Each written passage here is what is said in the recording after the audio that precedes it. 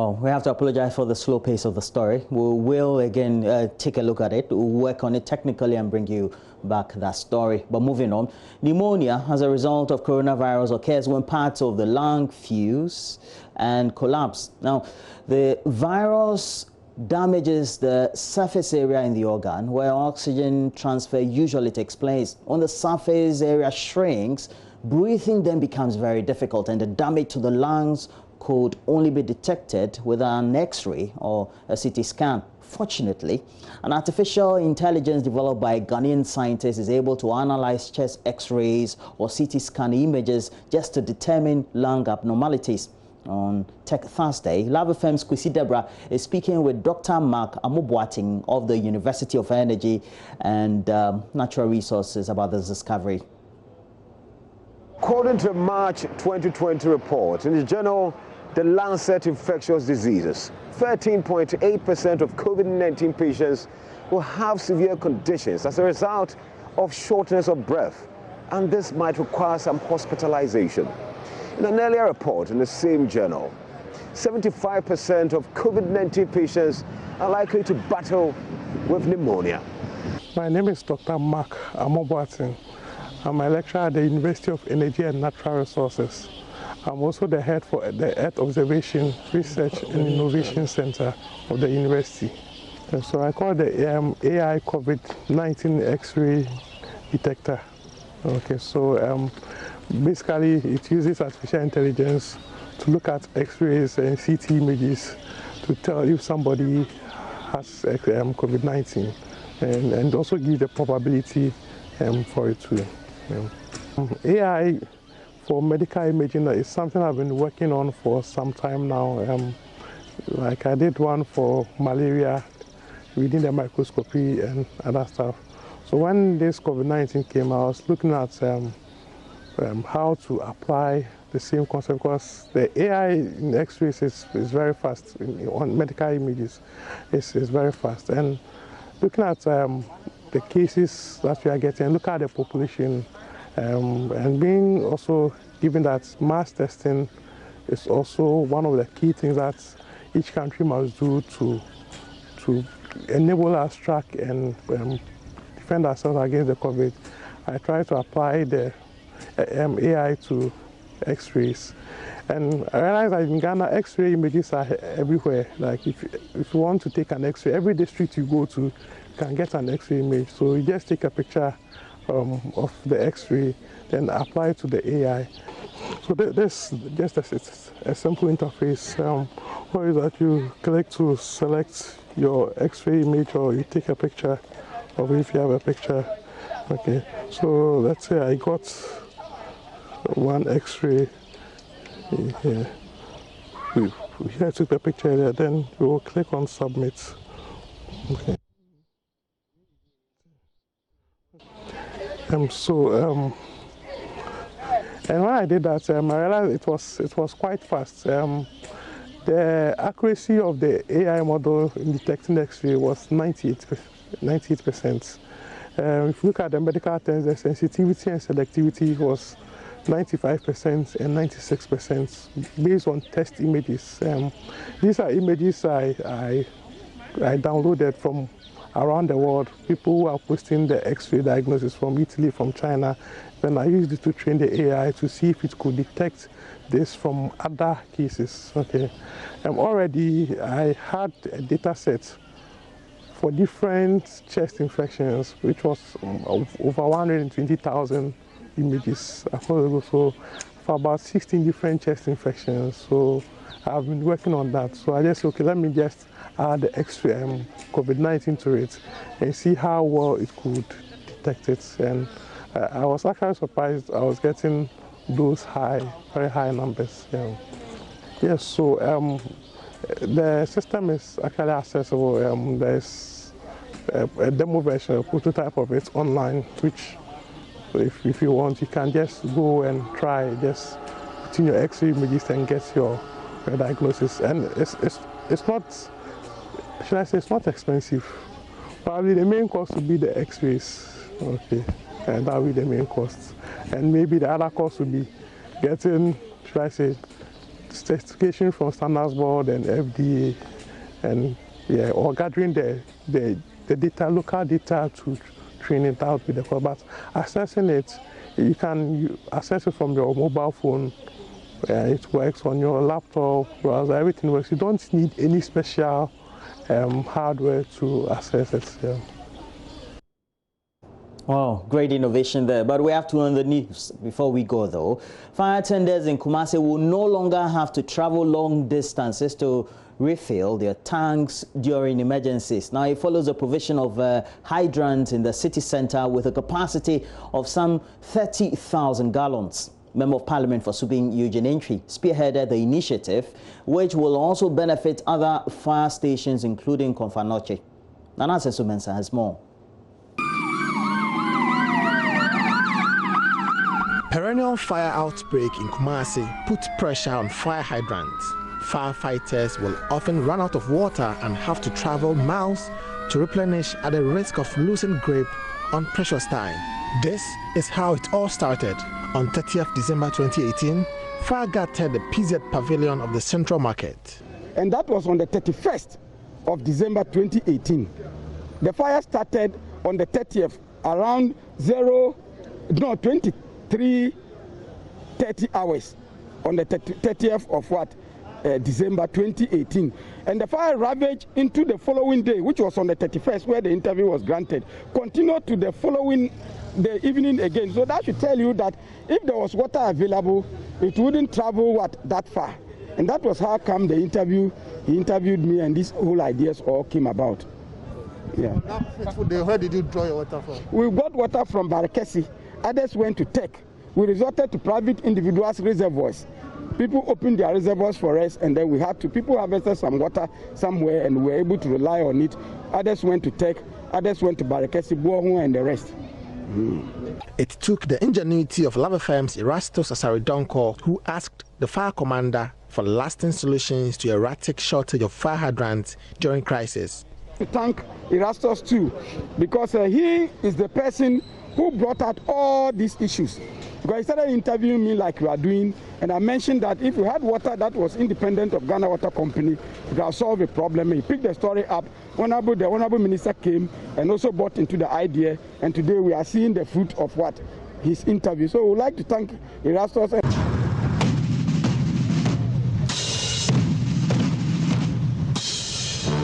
Well, Radio gets results. MP for Subin Eugene Entry was moved and decided to take up the challenge.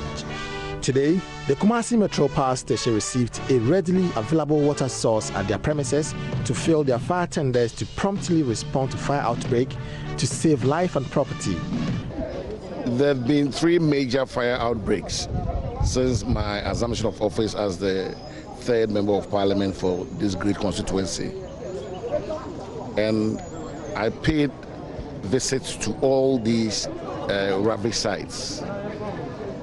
And upon consultation with the district fire commander, Alhaji Rashid, it came to my attention that adequate or sufficient water provision, which is critical to fighting off fires, was a major problem that had bedeviled this institution for far too long a time.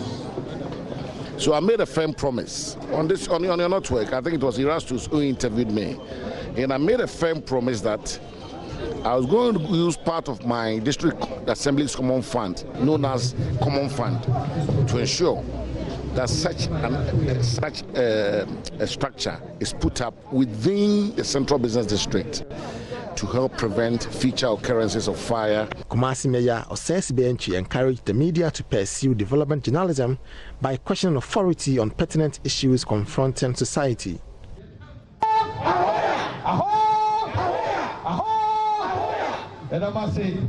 Nana Asensumensa reporting.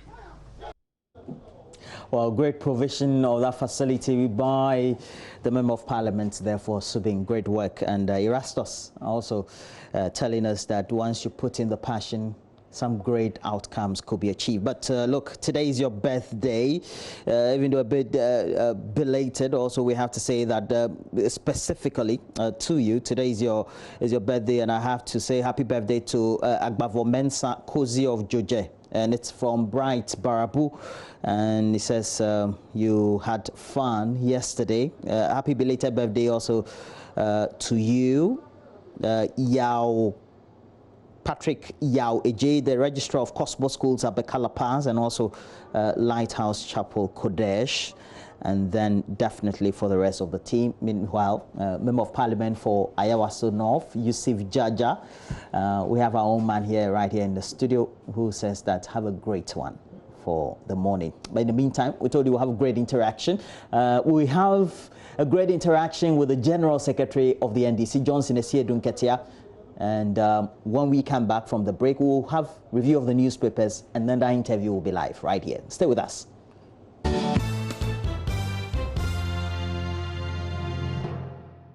Well, let's get on the back of all that we have by way of the newspapers and get to see a number of them. And Israel is joining us as usual. I don't know whether we have Joseph. Yeah, indeed we do have Joseph. We're having some problem with his broadband. Does he use broadband at all? Mama V is here.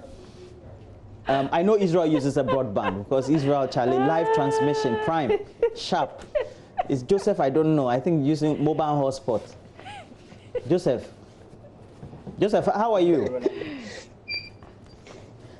You have some concerns regarding my data provider. Yeah, I can send a name, then you can attack them directly. No, let's not attack them. You never know where we're going to work next. You are before an interview panel, then they said compare the quality of my data. You appear before an interview panel, they'll say you posted. No, but what does that have to do with anything, Roland? I mean, the most important thing is that you have the connection, and you can see us and we can see them. Anyway. But Roland, I want to ask, this morning you made a dedication. Yes, I have more. And then thank you for reminding me. You actually said that it's your birthday today. It's coming belated. Yeah, because I was reading and I saw that it was belated.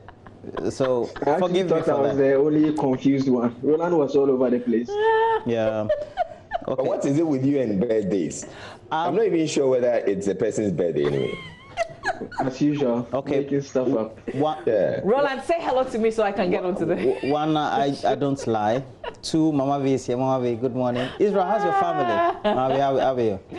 Everybody's well. Everybody's well. How about yours? Charlie, we did top.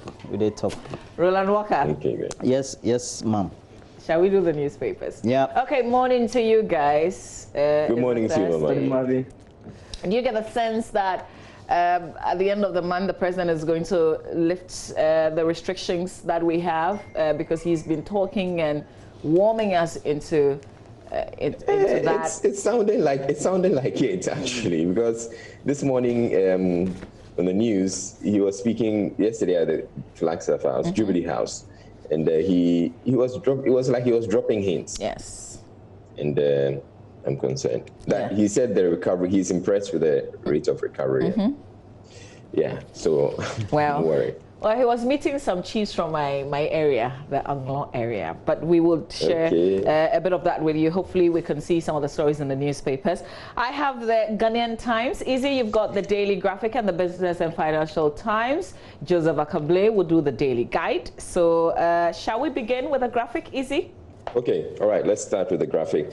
So on the front page of the graphic, ADB invests 500 million cedis in the poultry sector, aims to boost local chicken production and cut imports. Parliament approves for Supreme Court, says they exhibited competence. Results of MP's COVID-19 test won't be made public, medical director, and graphic gets results. And then on the back page, AMA pulls down structures at Jamestown Beach for fishing harbor project, and woman jailed 8 years for stealing 2 children. And then the Business and Financial Times, average lending rate drops marginally in April following BOG's earlier policy rate cut. Reversal of benchmark values will save our jobs. That's the local oil palm industry.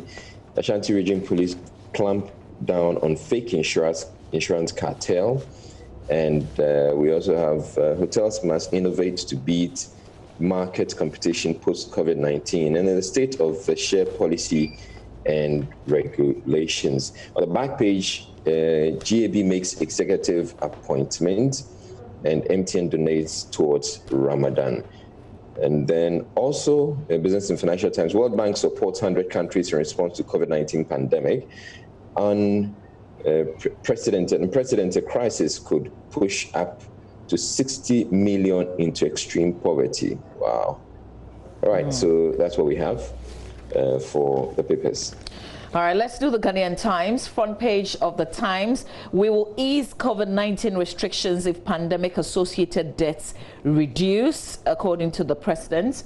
Also, President others observe 25th anniversary of Kumi Preko demonstration. Parliament approves all 4 Supreme Court nominees.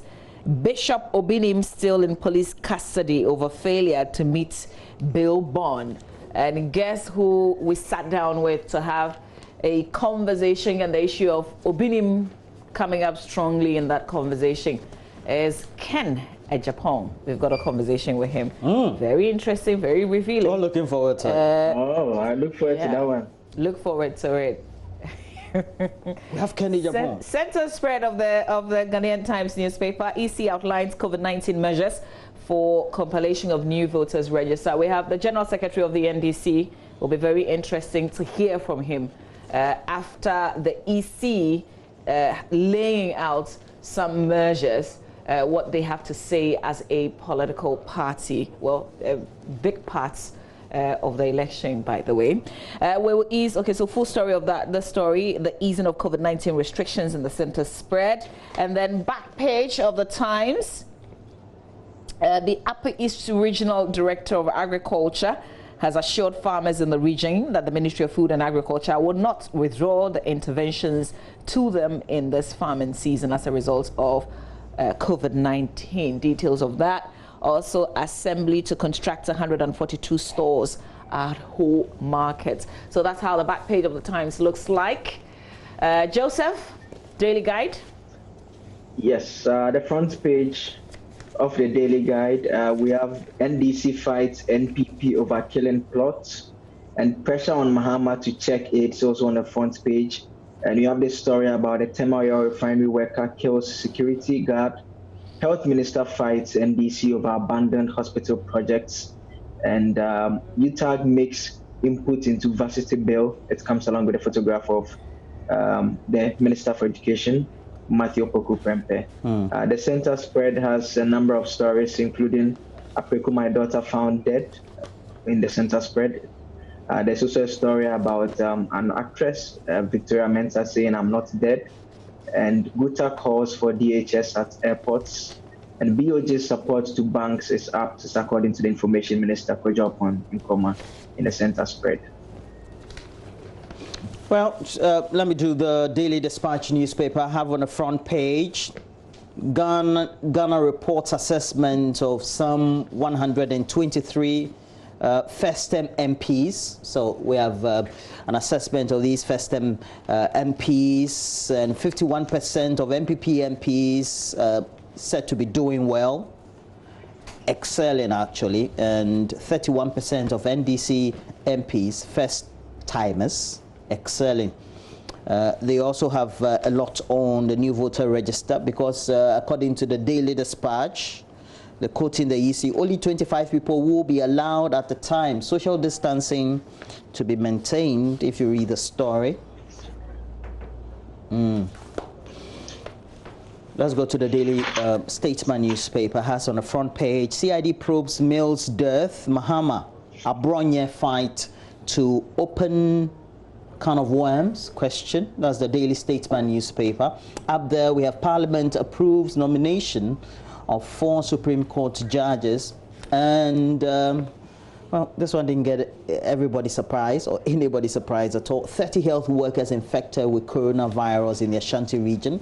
We featured this one comprehensively by the close of the news day on Wednesday. It's also there. You know, relatedly, the General Secretary of the Registered Nurses and Midwives Association has also disclosed that 41 nurses and midwives have tested positive for COVID-19. One person has died. Yeah. So, which one is our pick? Let me start. I wanted us to. So there's been an increase in the case count. So let's get to the Ghana Health Service website, and then we can talk about the related matters to this and the president's intentions. Well, based on some of the things that he's been saying that we're picking, but the confirmed cases now 6,269, 31 deaths. And the recoveries going up 1,898 as well. So that's the latest updates in terms of our COVID-19 case counts. The confirmed cases 6,269, recoveries 1,898 recoveries and 31 deaths. But yeah, now we have a figure because, you know, we kept asking in terms of medical personnel who has been infected and who has not. We have been talking to individuals who have tested positive. Some have recovered, thank God. But now the Ghana Registered Nurses and Midwives Association has given a number, 41 nurses and midwives testing positive, and one person has died because of COVID-19. And we know that the current number we have is an increment of 178 from yesterday's. Yesterday we talked about, and I posed this to you, Israel and Joe. We start with Israel. Yesterday we talked about how this could be an indication that maybe the cases are flattening, but the rate at which they keep being recorded and posted, I don't know whether it creates some fright also in you. Well, in my case, I'm not sure if the cases are flattening. We may be recording fewer numbers or fewer increases. But what I would also want to find out is how many tests are we doing? Are we testing as aggressively as we did some time ago? Because I know in some communities like Nima and the rest, we're being told that there are lots of people who have COVID-19. So we have identified some, but have we been able to extract everybody? Especially on the back of reports yesterday, we had this lady, this contact tracer who was talking about the fact that you call some of the people who have COVID-19 and you're trying to get them out of the system, and then they threaten you. They tell you that they're going to kill you if you ever call them again. So it's obvious that there are some people in communities who have COVID-19 who are refusing to be taken to treatment centers, which means they are infecting other people. What efforts are we doing to do some mass testing around people like that, or in communities like that where we know hotspots, or we know there are quite a significant number of people there? So if we were doing aggressive testing, maybe we have decided that we're going to do what? We have the capacity, I'm told, of about 10,000 tests a day. Can we decide that we're going to do 10,000 tests every day for the next 2-3 weeks? And if we do that and we're still seeing a fewer number of cases, then yes, we can say that we're flattening the curve. But at this point, I'm not so sure. Because just this morning, the WHO was saying that even though the biggest cases have been reported in the developed world, especially in the US, etc., there's a great indication that the overnight cases or the last 24-hour cases have been reported in the developing world. And they are hoping that this does not spark any concerns because of the weak health systems that the developing world seems to have. And I know that we seem to be cocooned here because we're doing so well relatively on the back of all the things that have been and the actions taken by government. But we also need to be mindful of what is happening outside the world, Joe. Yes, we need to be mindful of that.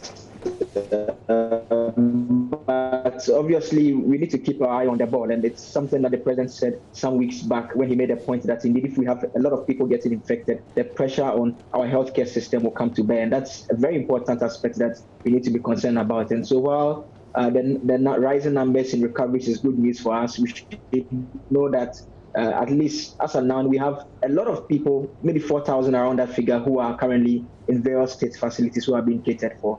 And I recall an interview we had with Dr. Kaba, who is in charge of the intensive care division, making the point that the data suggests that people who are being kept in health facilities are recovering faster than those who are being taken care of at home. And so we need to be very concerned about the rising cases, especially because we can't actually even keep people at home in a manner that they don't have to share certain facilities with other people they live in the same house with.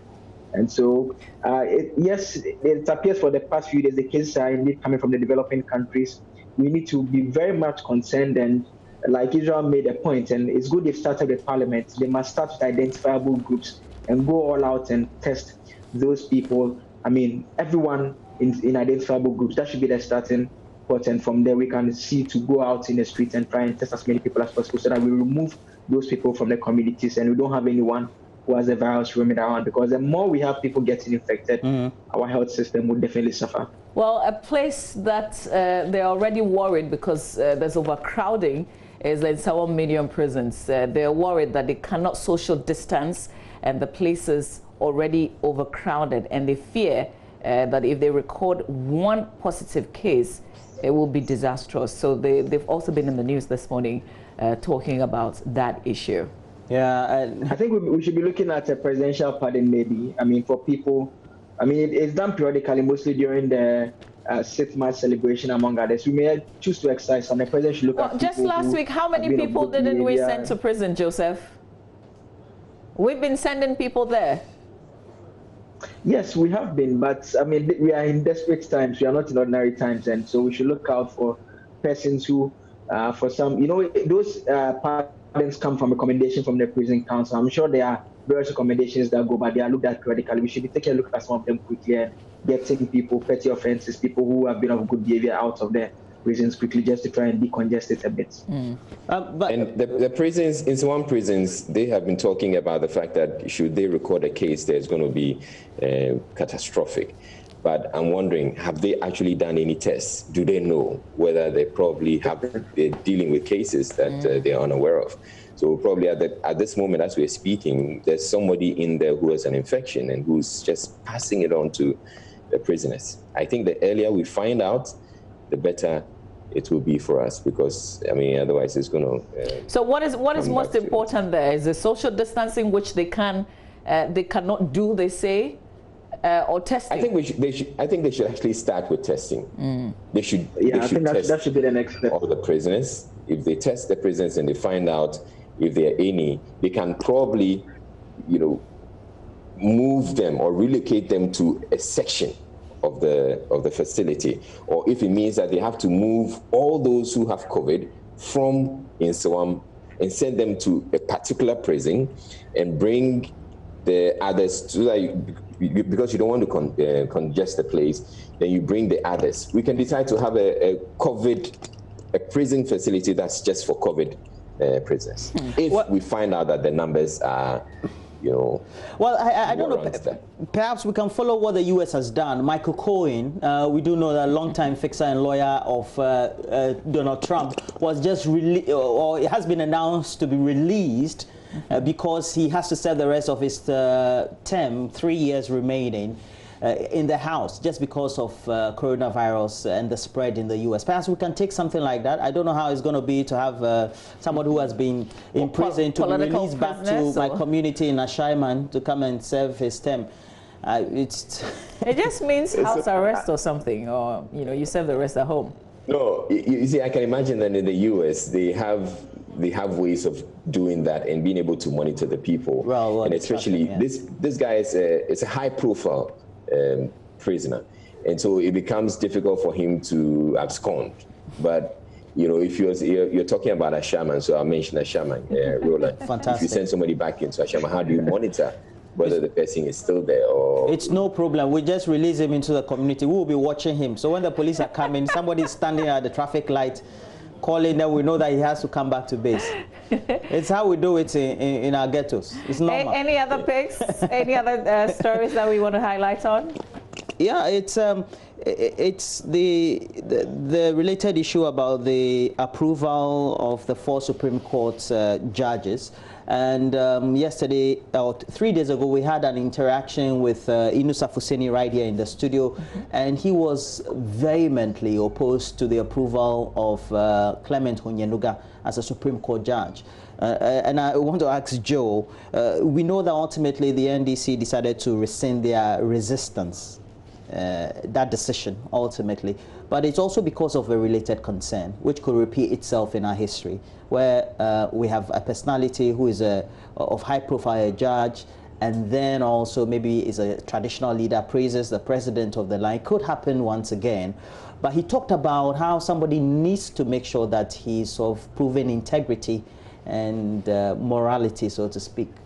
That tests. I think generally we should commend Parliament. I mean, for the quick manner in which they dealt with those veterans, and the issue that came up, I thought it was a very significant issue that, I mean, it offered us the opportunity to deal with it once and for all, especially since we've dealt with it previously, relating to Justice Daniel Mensah, also High Court Judge at the General Judicial Chief in the then Bonafo region as well, who made comments that people suggested endorsed Mahama. I don't know whether we've dealt with this issue in a manner that we are all satisfied with, because the whole idea behind the code of conduct for judicial officers is to ensure that you eliminate anything that has the semblance of bias completely, because you have individuals who be appearing before you. You don't want to give them something to latch onto. And Justice Tanko nailed it when he said that he realized over a period of practice that there were people who definitely were raising objections simply because they know that a judge may rule against them legally, but when they have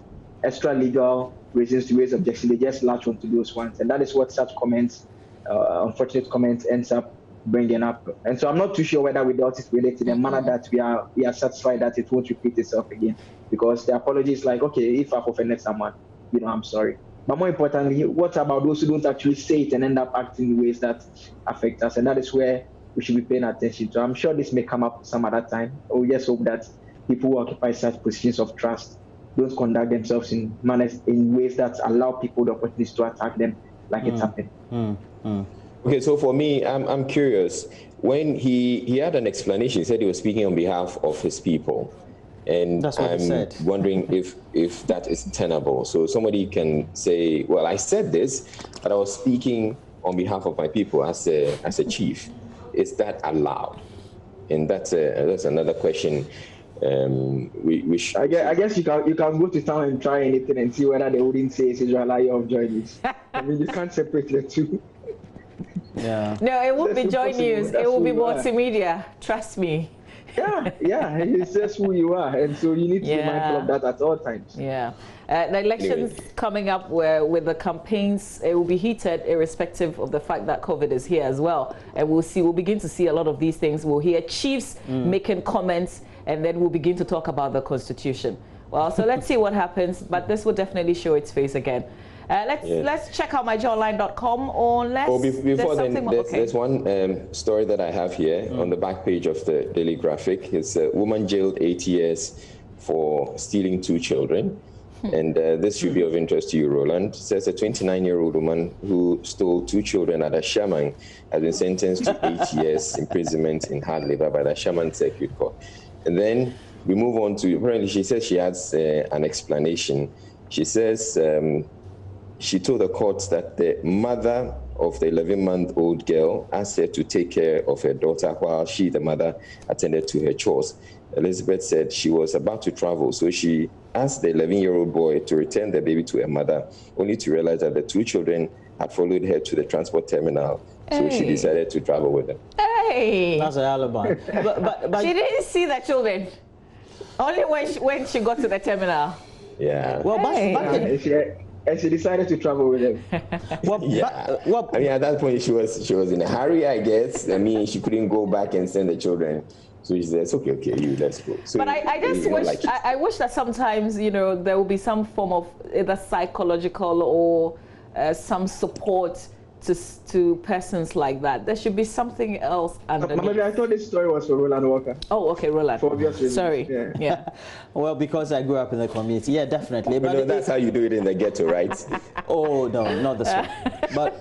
But I think that if you look at the layout and the demographics, it's normal. It's a congested community. Children are allowed to roam the streets, go to the next house, because the next house is just a gutter away or just a plain place away. So it speaks to the bigger issue about how parents are also looking out for their children in such communities, and where we have such situations, how we will be able to prevent them. I know that when I was growing up, there were a number of incidences like that. People will say, and sometimes you never get to find the children 5 years, 10 years down the line. Oh, wow. Yeah, so it's not a surprising situation, but it's good that she has been apprehended and subsequently faced the full rigors of the law.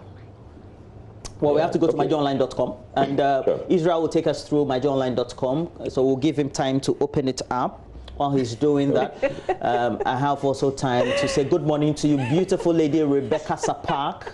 You live in Community 25, so good time for me to... Are you for real, Roland? Yeah, I'm for real. Israel, are you ready with myjoyonline.com? I'm ready with myjoyonline.com. So the main story, have Ghana records 6,269 COVID-19 cases. Recovery is now 1,898. Parliament approves all 4 Supreme Court nominees. And popular pastor Preku, my daughter, dies. Ukwapman Queen mother allegedly rejects 62 sheep from government to settle a dispute. NDC MP Nusrat Hussaini backs reopening of schools in small bits. Wipa Authority demolishes burns shelters at Lakla community. Obinim arrested, charged with publication of false news and forgery. Multimedia Group Wilma, Africa donate to female frontline health workers, and man who chopped off son's ear sentenced to 2 years imprisonment. Right, and also on My Joy Online, the interview that Evans had with Haruna Idrisu, it's there. You can get to see it. That's BM Express. Yeah, there's also a related story about Ernest Abuchi, now appointed as the Dean of UPSA Faculty of Law. Oh, that's incredible. Yeah. Congratulations to him. He's a fantastic teacher. So biased. And students will love him. Absolutely. He's a fantastic teacher. He is. Okay. He's a fantastic teacher. Mr. Ernest Abuchi, good morning. Fantastic man. He's a good teacher. I mean, he's a good teacher of the law. Right, yeah. Right. All right. If nobody will say anything, we have to take a break. Benjamin Tufominu, you live in the United Kingdom. Good morning to you. We're taking a break. Okay, no. I now suspect Roland Walker makes some money from this thing he's been doing. Thank you, Joe. But I wanted to remind you all that there's a press briefing. So, you know, the press briefing is on Tuesdays and on Thursdays on COVID-19. And what has been tabled, according to the Ministry of Information, updates on case counts and case management, also dynamics of the virus in Ghana, confronting stigma, and then updates on COVID-19 alleviation program business support scheme. So those are the 4 items that they've tabled. After this went out yesterday, there were people who were surprised that there was no education featuring, you know, on that bill, especially because education has been absolutely topical. We'll bring you, you know, live, of course, coverage of that. But I told you all at the beginning that I sat down with Kennedy Japan, and here's just a little bit of what you should expect. Wait for it.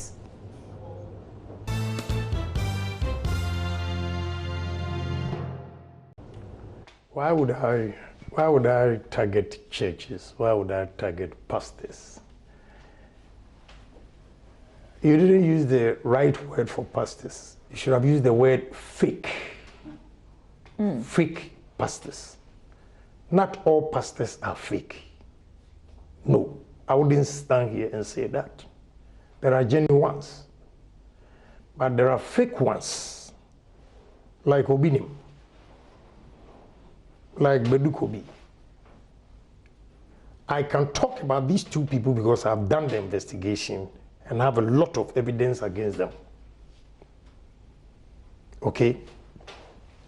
You see, I'm going to take another video of Obinim to Yoko. He was bragging, saying that he has bought property. I know he's bragging. He doesn't even have it. I bought a house, 166 rooms in America. There's no house in America that has 166 rooms.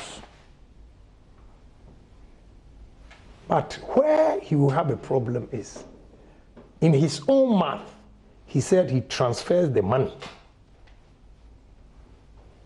Okay? That will land him into trouble. Why are you targeting him? What has he done to you? The word is not target. He went out there to brag that he would put his priesthood or whatever aside and deal with me for a whole year. And I enjoy that. I enjoy that. I like people who are bold like that. So, is it a target? He sent his missiles, these young men going on radio, television, insulting me, but I'm focused. Have 1,001 evidence against him. After here, after the police, Yoko will come in too. Because I've sent the people there, they've investigated the transfers. He puts money in people's account and he transfers to Spain. That is money laundering. It's also coming up. I am not going to rest.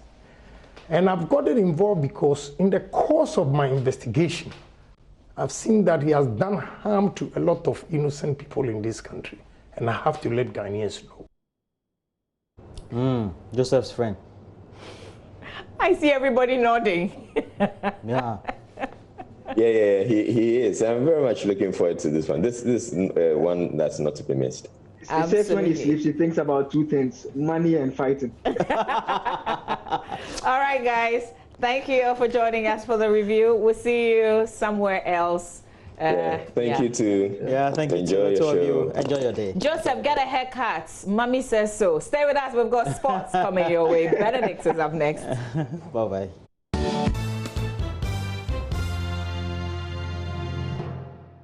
All right, so that was what happened in 2004 when Real Madrid played against Atletico Madrid in the UEFA Champions League final. So, well, we have to go to Israel and speak to Emmanuel Boateng, who plays for Hapoel Tel Aviv.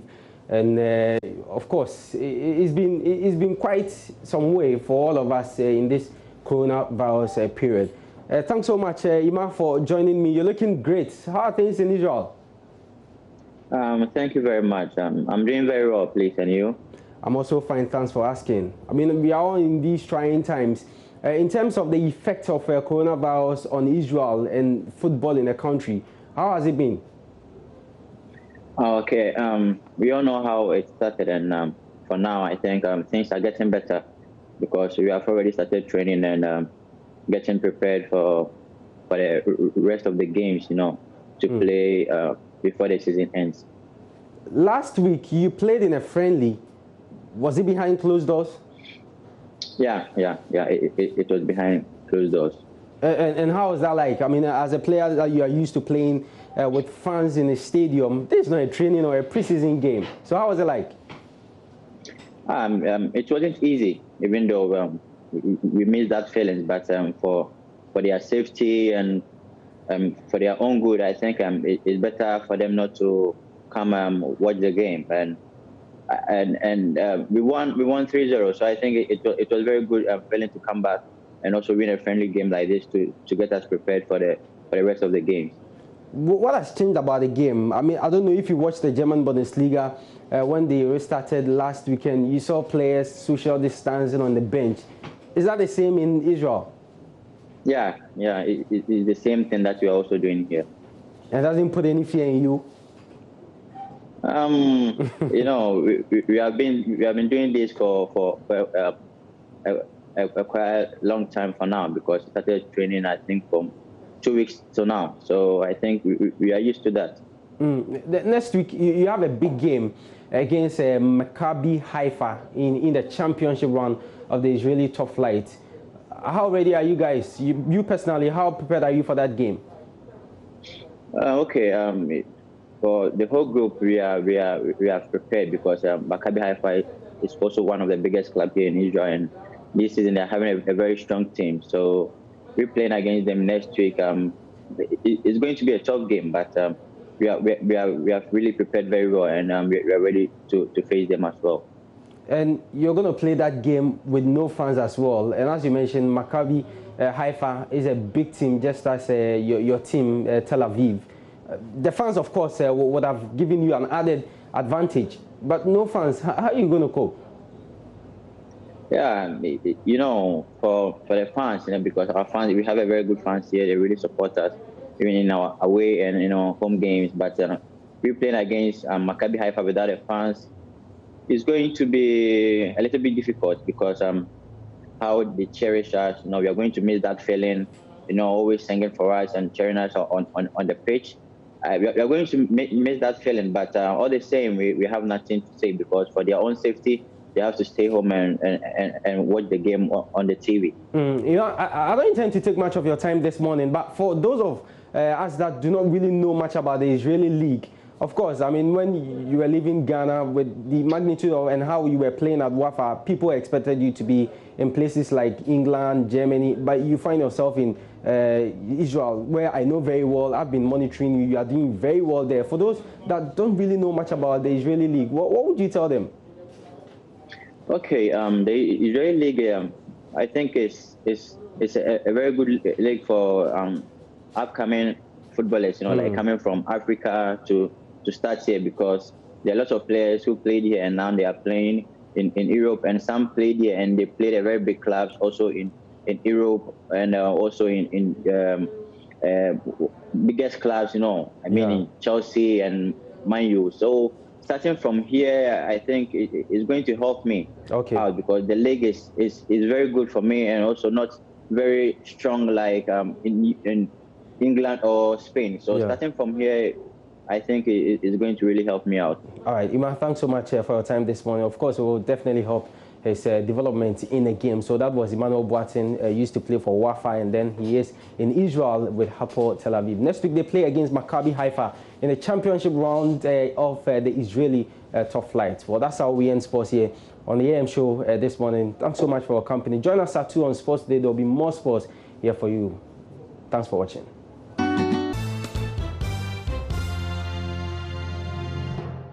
Welcome to my conversation with the General Secretary of the National Democratic Congress, the NDC, Mr. Johnson Asiedu Nketia.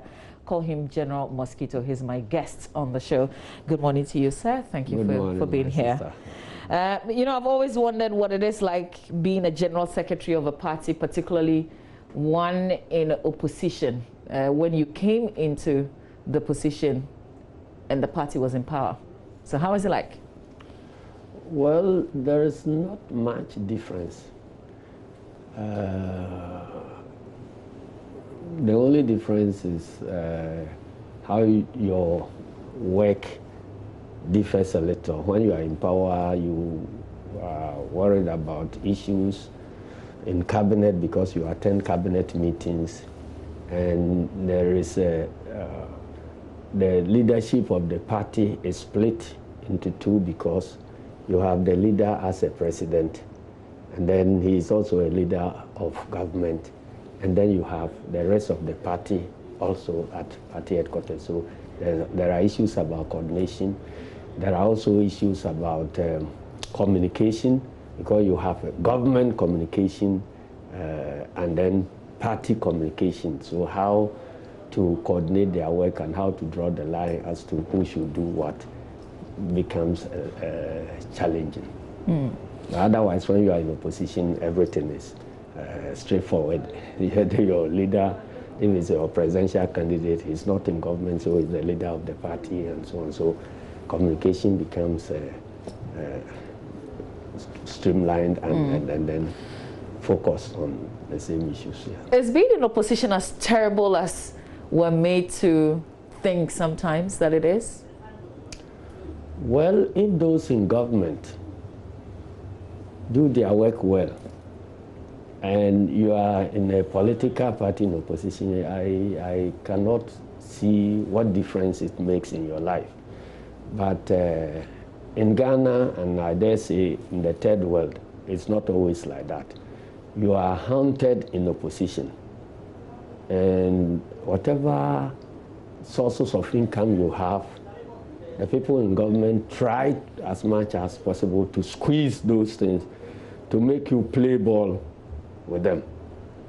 Okay, so that is the difference. So when you heard Atta Mills and President Mahama saying that, Father for all, let us change into a new paradigm so that our politics is cleaned up, and then you remove things like victimization and so on and so on will be removed from it.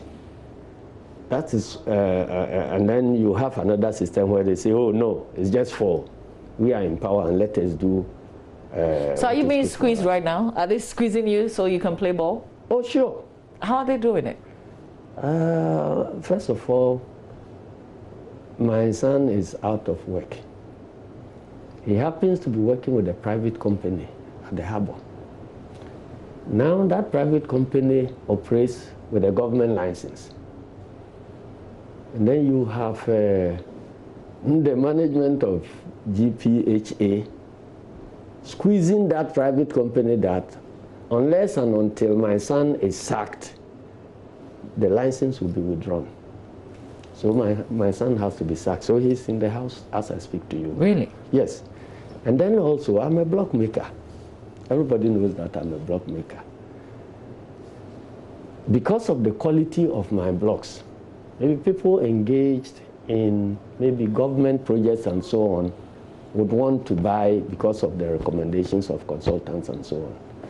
So somebody on a government project comes to buy huge quantities of my pavement blocks. And then government gets to know that this contractor is owing Asiedu Nketia. So if he is paid, then Asiedu Nketia's business will run. So the contractor, 3 years now, has not been paid. And because I trusted him, and so offered him that credit, all my capital on in the block factory here in Accra is locked up. And it is not as if the government institution does not have the money. The money is ready. But simply because... But somehow they won't pay you. You go there today, they talk about one thing here, another thing here, another thing. How much are we talking about here? Well, let's keep that for now. But so how is that impacting on your business? So the business in Accra here is not functioning again. All the workers, they have sent them home. So it's not working. So these are some of the But they're doing that to you simply because you're General Mosquito, you're the General Secretary of the NDC. They're doing that to your son, for instance, because you're General Mosquito? Yes, because the Gapoha instruction they gave to that businessman, when he said, why? I'm doing my private business, blah, blah, blah. Then they said, look, Asiedu Nketia's son is too politically exposed. When he's here, engaged in clearing of goods and so on, he can import weapons to come and overthrow government, so he must be kicked out. So how long have has your son been home for now? More than 3 years. Not working? Not working. Asiedu Nketia Jr. It's called Asiedu Nketia Jr. And there are several instances. My daughter was also working with another government institution involved in auditing. Because you see, the way I organize my life when I brought up my children, they are very, very strict when it comes to speaking the truth and remaining with the facts. So she happened to be working with a government institution that in the internal audit department of a government institution. She was sent on assignment and given instruction to find something to implicate an innocent person for political reasons. And he says she cannot do that. She will work, these are her findings. She will let somebody else go and redo the work. But she will not sign anything, but she will make her findings. Because he cannot go and implicate an innocent person. So she came back. And then they had to remove him from head office auditing to some district branch in Greater Accra. When he went there, the manager there says, there is no desk for you. So I said, well, but I will come to work every day anyway. She was at some point called that, why is it that everybody who is connected with NDC since the changeover has been leaving and you are still here? Are you not the daughter of Asiedu Nketia? I said, yes, I'm the daughter of Asiedu Nketia. But I applied for this work and I was recruited on merit. So anybody who wants to sack me, let the person sack me, but I'm not living here. So there may be a day to talk about. Was she sacked? Did she leave? I'm saying that she was sent somewhere because she refused to implicate an innocent person.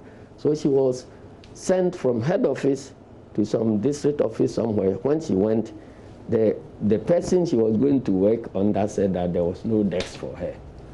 But she's still at this place? So she has gotten a Chinese government scholarship, so she's doing her PhD now in China.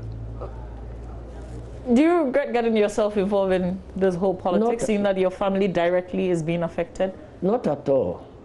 In fact, my family enjoys it. If they are being punished because of the work they want to do to help humanity, then they like it. But you have a son. I can imagine it's a grown son who's been out of work for 3 years. Yes. Because of you, his dad. Yeah. How does that make you feel? Oh, well, I feel we are serving government. Why? If you ask Jesus, how does it make him feel being crucified? Because the objects of the service is much bigger than these little things. Interesting. So let's talk about the bigger entity, the NDC. 5 years to a major elections with campaign being hampered because of COVID-19. 5 months. Did I say 5 days? You said 5 years. Okay. I'm in a hurry. But essentially, I'm asking, how is the NDC faring? Well, we are managing within the circumstances. All that we care about is that if the playing field is even and the restrictions are affecting every other political party equally, then there's no cheating. When we get into if the playing field is even, isn't it? And no. And that is the reason why we are fighting back. The playing field is not even, and there are other attempts to make sure that the playing field never becomes even, so that people who don't deserve the mandate of Ghanaians will get it through the back door. And that is why we are fighting. Please help us understand how the field is not even when the restrictions, for instance, that the president announced affects everybody, because he said political parties. So we understand that all political activities have come to a halt, but you're allowed to do your press conferences every now and then. No, political party has not come to a halt. There's active political party active politicking going on in the field. I can show you a video of MPP people campaigning actively. And NDC has been quiet? You can tell me if you see them, if you have seen them campaign. No, my point is you've seen the NPP do something that goes against the directive, and you haven't made noise about it. Oh, we've spoken about it, but that is the point. That is the whole point of the uneven playing field. You are squeezed out of the media space. You are squeezed in terms of security. You are squeezed in terms of access to justice. You are squeezed in terms of virtually everything. Mr. Nketia, how are you squeezed out of the media when you have all these access? I mean, we have a conversation with you, for instance. You remember that this government clamped down on more than 100 media houses. And they came and said that, oh, we are implementing the law. If you are implementing the law, you must believe in the rule of law. So if anybody is dissatisfied with what government is doing or a regulator is doing, that person has access to a court. But where the government, whose responsibility it is to put in place the facility that will do the hearing. And the government says, well, we are not constituting the court. So you don't have anywhere to go. There is a tribunal that deals with issues about this, media regulations and so on. So if you have a problem, a media house has a problem with a regulator, and they feel dissatisfied, the appeal goes to the tribunal. That tribunal has been denied a chairman for several years now, so therefore no case can be dealt with, and the chairman has to be appointed by the president. So you cannot take those matters to another court, and the court that is designated to hear those things has been crippled, and then your license have been wrongly revoked. And when you go to the field, the selection of the media houses that have been clamped down, it is very clear that it is politically motivated. And so we thank some of you who are doing your work, but the media space is not as even as you may want. There are individual media houses who want to do professional work, but truth be told, many other media houses are politically aligned. And so don't you have your own political? Those are the ones that are political outlets as well. Everybody knows that Radio Gold was a major radio station through which many of the NDC policymakers, leaders who want to ventilate their issues, and many listeners across the country listen to Radio XYZ and all those things. With one stroke of a pen, all of them closed down. So that is one of the issues about the media landscape being unfair. Now, when you go to government, state media establishments, which are bound by the Constitution to be fair to every player in the system, go find out what Graphic is doing, what Ghana Broadcasting is doing, and so on. What are they doing to you? I can't remember the last time we invited GTV to a press conference, and they came and to cover your event. To cover and then to and the Daily Graphic too? Go and air it.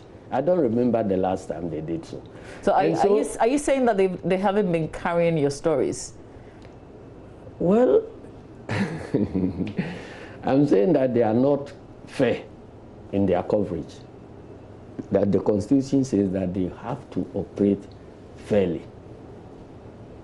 And NPP has had occasion to go to court to seek Supreme Court rulings that state media houses are under obligation to give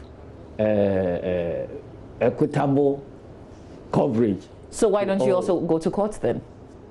Well, maybe if we deal with this type of issues, you will see that when you get to the court too, there are other issues, but I prefer to let us live. What is happening to the Supreme Court now? What has happened to the Supreme Court? The last time I checked, we had 4 nominees who had been approved by Parliament just yesterday. You have a Supreme Court where all of us were worried about a particular case during President Kufuor's term, where the Supreme Court delivered a judgment. And then the Attorney General at that time and the President were ranting that it is not on. This thing must be reversed. The decision must be reversed. It was about what the constitutionality of fast track High Court also. Then the President, it must be reversed. And lo and behold, the President came down and appointed more Supreme Court judges before they did the review, so that those judges went and voted alongside the minority side in the case to overturn the verdict. So it became a celebrated case where everybody felt that this is a clear political way of manipulating the courts. So when we were getting to discuss constitutional amendment, one of the key things that ran through everywhere, including submissions made by Nana Akufo-Addo, was that there must be an upper ceiling to the Supreme Court. I think I heard him somewhere even suggesting a ceiling of about 11 or so judges, when currently it was at 15. So when we came to power, we decided that, well, this is an area which has been a subject of controversy, and we have fielded a constitutional review commission which has gone to do their work. They have produced results. We have covered this thing. We have accepted the findings to be processed into full-blown constitutional amendments. And I think the Constitutional Commission fixed the upper limit at, I think, 15 or something. But the amendment has not been passed yet. So we try to live with the spirit of the consensus that has been built by the Constitutional Review Commission. So we never increase the number of judges at the at the Supreme Court. Then Nana Akufo-Addo came. Some judges retired, they have been replaced. Now you have 18 judges, and he continues appointing. Is there a law against that? That's why I'm saying that it is not about this, it's about what you have said. He, Nana Akufo-Addo, the president, has said earlier when he wasn't the president that there was the Supreme Court must have an upper limit, and the Constitutional Review Commission has suggested a limit, and we were all working in it. Because the constitutional amendments are not law yet, but we think that if you have a suggestion, very strong suggestion, that you think that this is what will move that institution forward. So you were even suggesting a number of around 11, and you even come to meet 15. Why would you go, if you are true to your conscience, why would you go increasing the number to 18? And even appointing replacement of judges who are yet to retire in December, you are replacing them now. We are in May. Is that what they said? Well, so you have problems with our governance institution. The problem of this nation is about our governance institutions, how to strengthen the institutions and make them do independent work. If you are building a democracy and you focus on the will of individual strongmen, you will never have a democracy. So you have an issue with the 4 that Parliament just approved I have issue on Wednesday going to the Supreme Court? Because they add on to the numbers that we have there. That's why I'm saying that. Okay. I believe in So you don't have an issue with the individuals? No, I haven't commented about the individuals. I'm talking about the principle that, well, if we all think that there must be some upper limit, and we have accepted it, the Constitutional Review Commission took the views of MPP, took the views of Nana Akufo-Addo as a candidate at that time, took the views of NDC and all that, and we all suggested that this is a problem we are trying to solve. And then you go, ignore your own submissions, and you go to exacerbate the problem when you have the power to act. If somebody else is in power, then it's not good to increase. But when you get power, there's nothing wrong with increasing. But when we have more Supreme Court justices, what would that mean? I mean, what's your fear? The lack of upper limit of the number of justices who can be appointed. What it allows the government to find ways of influencing the work of the courts, which is bad. Because courts, by constitutional stipulations, are supposed to be independent. And in fact, one great pillar that supports democracy everywhere is the court system, the judiciary. You can have dictators, tyrants, everybody, everywhere. But these are so still, are these not independent? Can I? Independent minor justices, how will they be influenced? I'm just interested in how you think. I'm telling you, there are two levels of independence.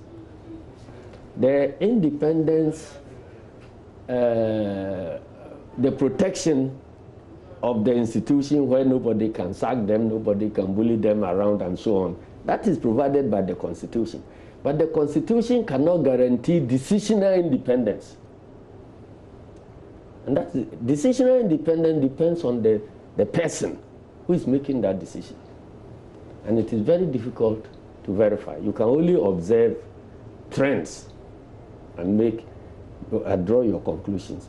So that is why the example that came up, which drew the attention of all Ghanaians, that if we allow the Supreme Court without an upper limit, then any government that is dissatisfied with the ruling of the Supreme Court, all they need to do is to appoint sufficient number of extra judges who will go to join the, what do you call it, the opposition side, the minority side in that decision, so that they will be. But how would you know? How would you know they're going to vote in a certain way? Because if we say they are independent, because of the history, and they are of high moral integrity. I'm saying they've got character. High moral integrity and character and all these things, they are all subjective things. They cannot be verified.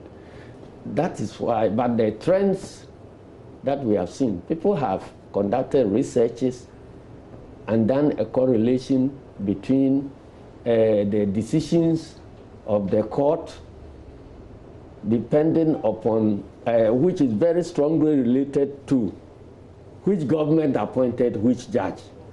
There's a research finding about that in the system.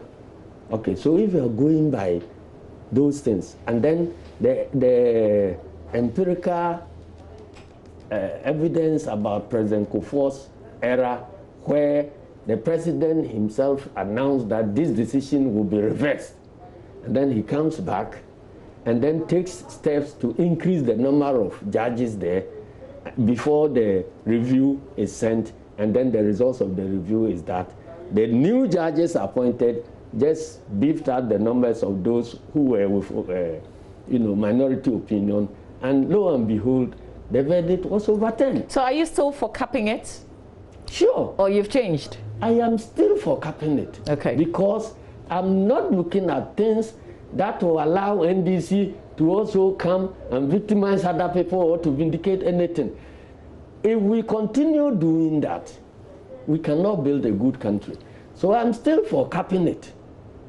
All right. But the challenge will be that Constitutional Review Commission has recommended 15 or so, and now somebody has come to increase it to 18. So when we are going to do the amendment in future, should we take it to 19 or should we leave it at 15? And if it is at 15, would you wait for 3 more judges to go on retirement without they being replaced, or you go to sack them, or how do you bring the number back to 15? These are issues that we continue to discuss.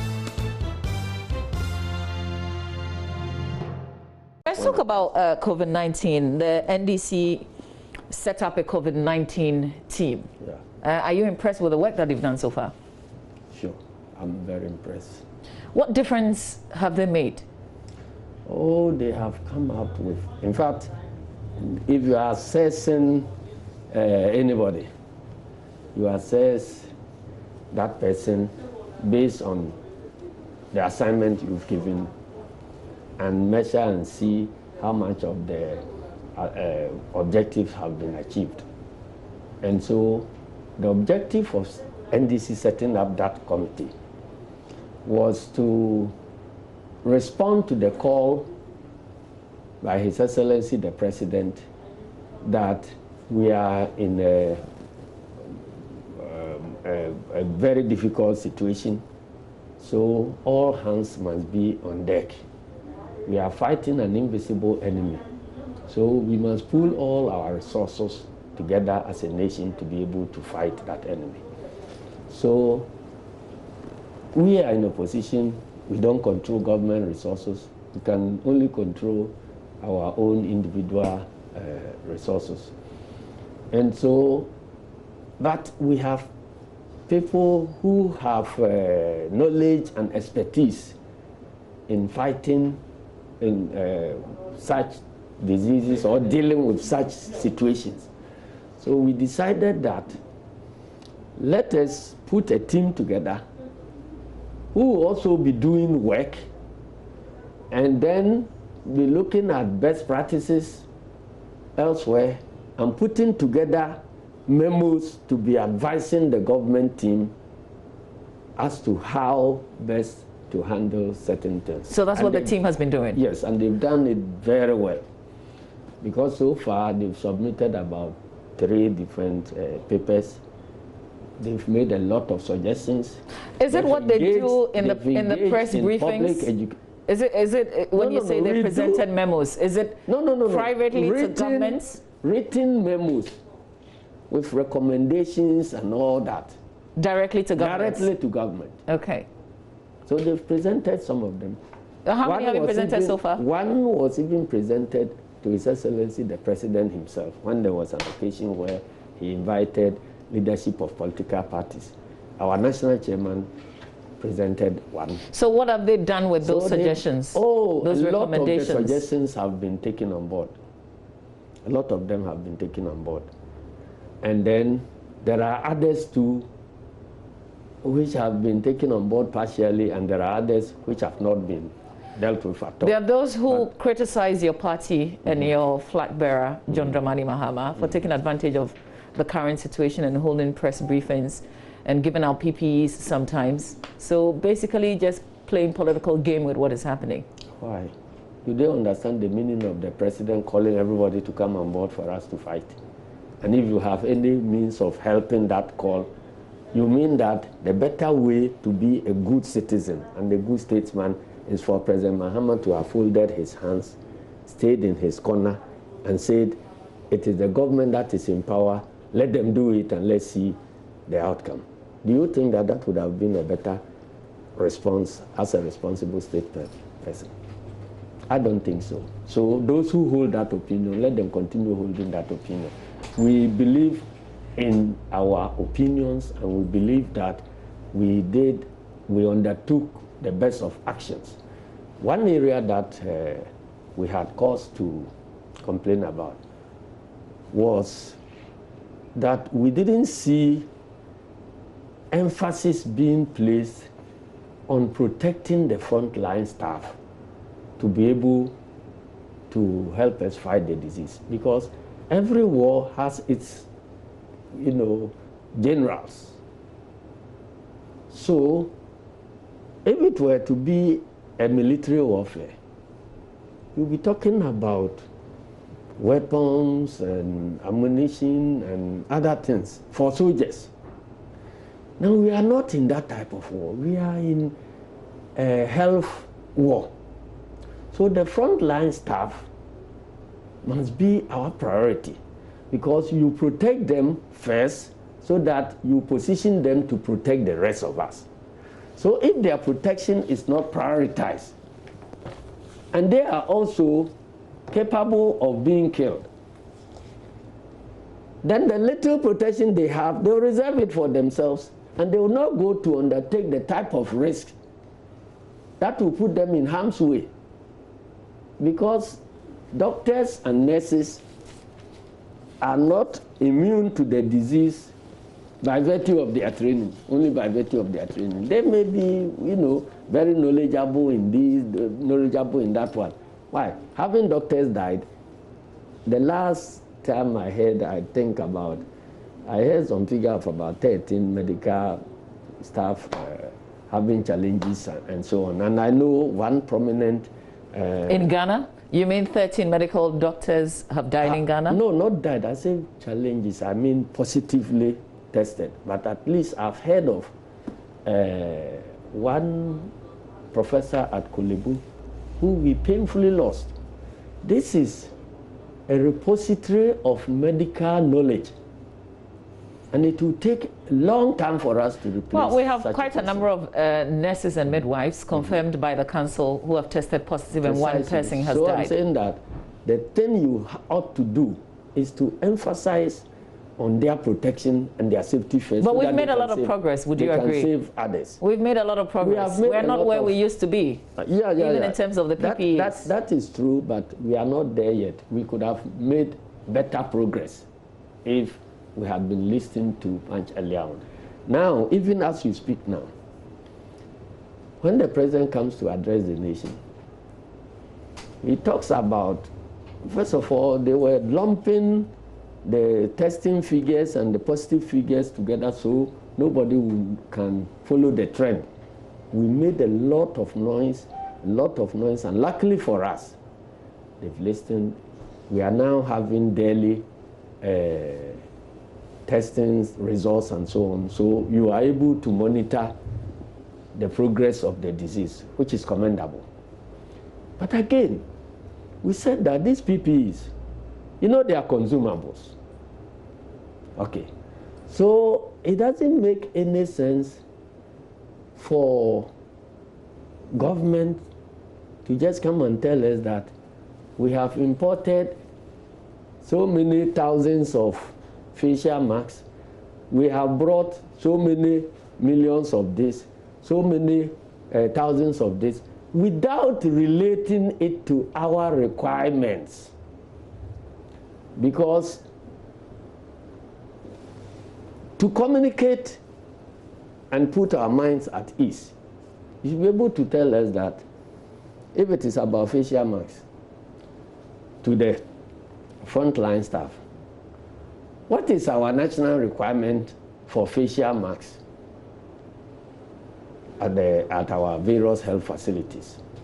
If it is 1 million or 300,000 per day or per month or per whatever period, and then government tells us that out of this we are able to meet 20%, 30% or so, then we know we are making progress. But things that are consumables, and you come and you are communicating in numbers, absolute numbers, without relating it to the user rate and so on. And immediately after every presentation, you hear health workers in facilities complaining that they don't have those things. Is it that the numbers we have been told are lower than what is required? And if so, what percentage are we satisfied and what percentage are we not satisfied? And then the figures they are mentioning, they are consumables. So if you say that I have imported 1 million facial masks, and every day, we don't know, we use 100,000. So your 1 million lasts for 10 days. Nobody will be able to make sense in what you are communicating. I see where you're coming with that. So that is why we feel that wherever we are able to procure any of these materials, and we hear this hospital complaining that this is their problem, we rush there, cut all the red tapes, because even if government has to import, there's a whole world of time lag between the products hitting the warehouse, who distributes them to regions, who distribute them to health facilities and so on. But the disease is not waiting. So you're on standby to step in when there is an emergency. Precisely. So that is what we have been doing across the country. With your donations. And I think that, yes, and I think that it has yielded results. Let's turn our attention to the NDC and the Electoral Commission. Of course, you've been embroiled in this protracted battle with the EC as you resist the compilation of a new register. That's obviously a battle that you know now that you can't win, because the EC has come out with some measures in compiling the new register. Are you convinced now that you've lost this battle of resisting a new register? The battle is now beginning. Is it? Yes. How is that? When the Electoral Commission is giving us measures to keep people safe whilst they register? It's not about their might or what their capabilities, their power, and so on. If that is what you assess when you are fighting wrongdoing, then you better take a look at what happened in the fight against apartheid. The apartheid government had nuclear weapons. The apartheid government had nuclear weapons. Mandela didn't have any weapon. He spoke. And eventually, the apartheid system did what they could.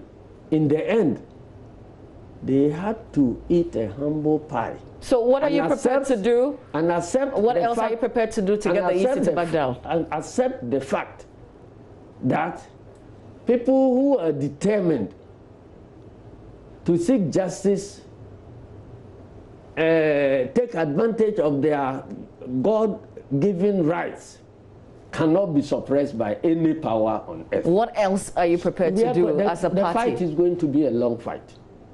We are in for a long fight because we believe that what Electoral Commission is trying to do will not serve this democracy well. And we are placed in a position of privilege to know. So it is our responsibility to communicate to the other Ghanaians who may not know, and because of that they have been hoodwinked into believing that what they are doing is right, when in actual fact they are doing wrong things. So I ask again, what are you prepared to do? What else are you prepared to do to get the EC to back down? Part of it is what I'm doing here with you.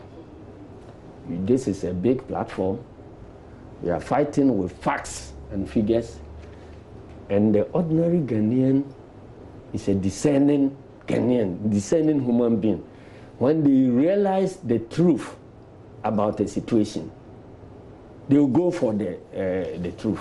So that is what we are doing. And that is why we have done through press conferences, analyzed figures given by them and exposing the petty hypocrisies involved, deceptions and lies here and there, so that the Ghanaians take that story.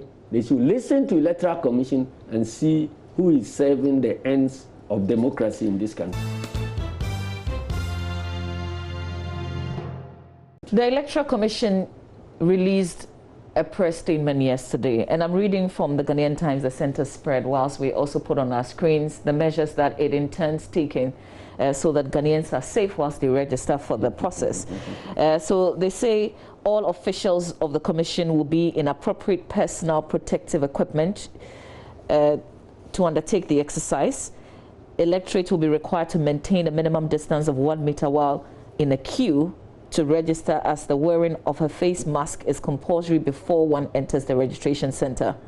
One's temperature will be checked before allowed at the registration center, as it makes provision for hand washing facilities before, and here's a quote, you join the queue. Scanners will be wiped with alcohol wipes before capturing fingerprints, and you'll be provided with hand sanitizer before you leave the registration center, unquote.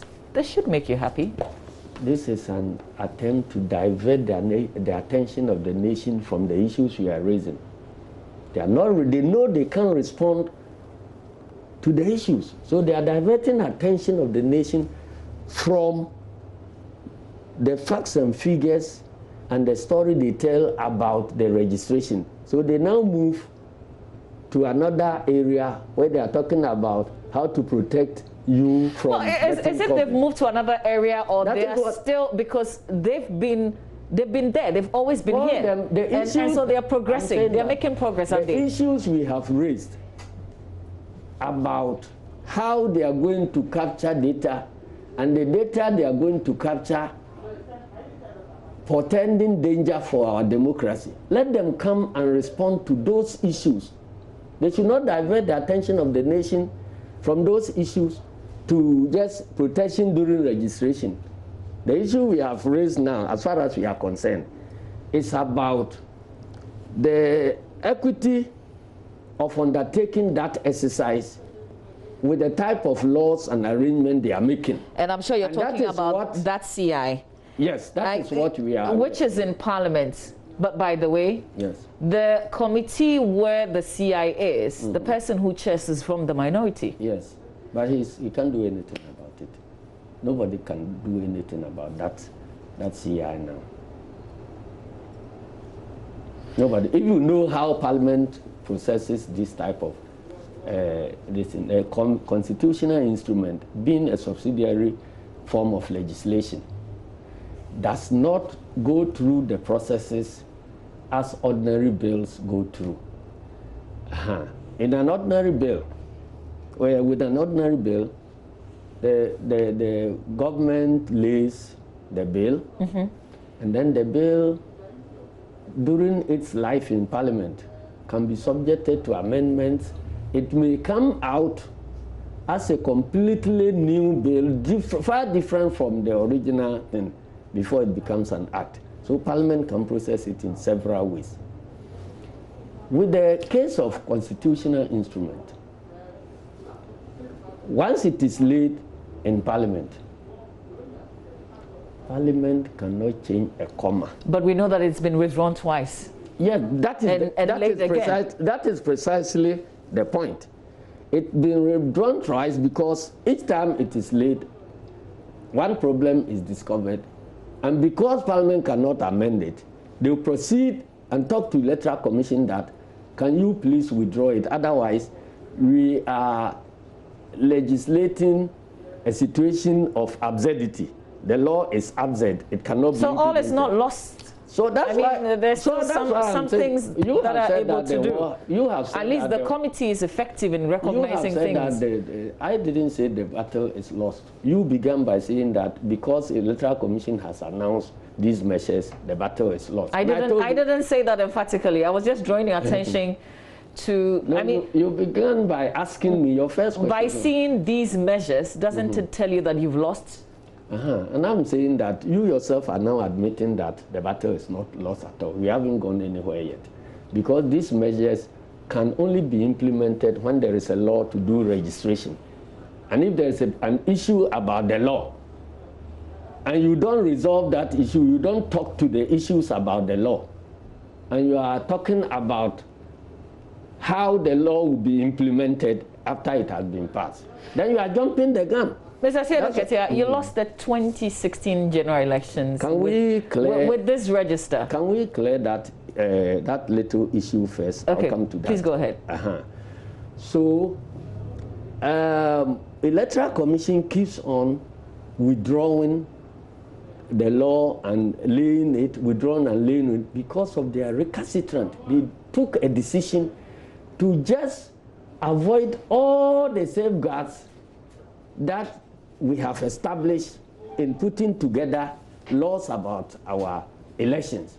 And we have a convention at IPAC that before we change the law or make a law about this election or any other elections, we have a legal committee with representatives of political parties and the Electoral Commission who go and sit together with the Electoral Commission, draft the law, and let us debate it in an environment at IPAC where we can change anything, so that when we get a product which represents consensus of all the key players, and you are taking it to Parliament, it doesn't have to be subjected to debate, it will pass. But they say no, we are not listening to anybody. We have power to do the things we have to do. So that is how they will send the law there. Then somebody will look at something and say, because of this, it is absurd. If it is passed, it cannot be implemented. Even the current one that is there, there are still absurdities. So this one too will be withdrawn? I don't know whether they will have to proceed for the nation to face those absurdities. I don't know, because the issue about who qualified to register is the biggest issue in any law that covers registration. Hasn't there been changes? It has not been resolved. With that specific one. Of course, you can't use your old voters' ID to register. That hasn't been changed. It hasn't been. It is still there now that you cannot use the existing voters' register. And that is where the absurdity is coming from. I just wanted to remind you that you lost the 2016 general elections with this register. Yes. Why don't you want it changed? So if you lose elections, you blame it on the register. Is that what you are telling me? So therefore, why is it that those who won with the register, they want to change? if the logic is that simple that those who lose election will want to change the register, then those who won the election will want to maintain the register. But that is not the issue. And if that is what type of argument we want to proceed on, then NDC won elections with the register. NDC lost elections with the register. MPP won elections with the register. MPP lost elections with the register. So where is the need for the change? That is but that is not the issue. It has an issue to do with constitutionalism and the work Electoral Commission has been established to do. And we believe that they are acting against the constitutional right of Ghanaians. And they don't have any power to trample on the constitutional rights of Ghanaians. If there is more time, I'll explain that. Unfortunately, we don't have more time. Let me use my next 2 minutes. You're on record to have said that you'll be interested in the running mate position. And this was a story covered by the Daily Graphic, by the way. What makes you, do you still hold that position?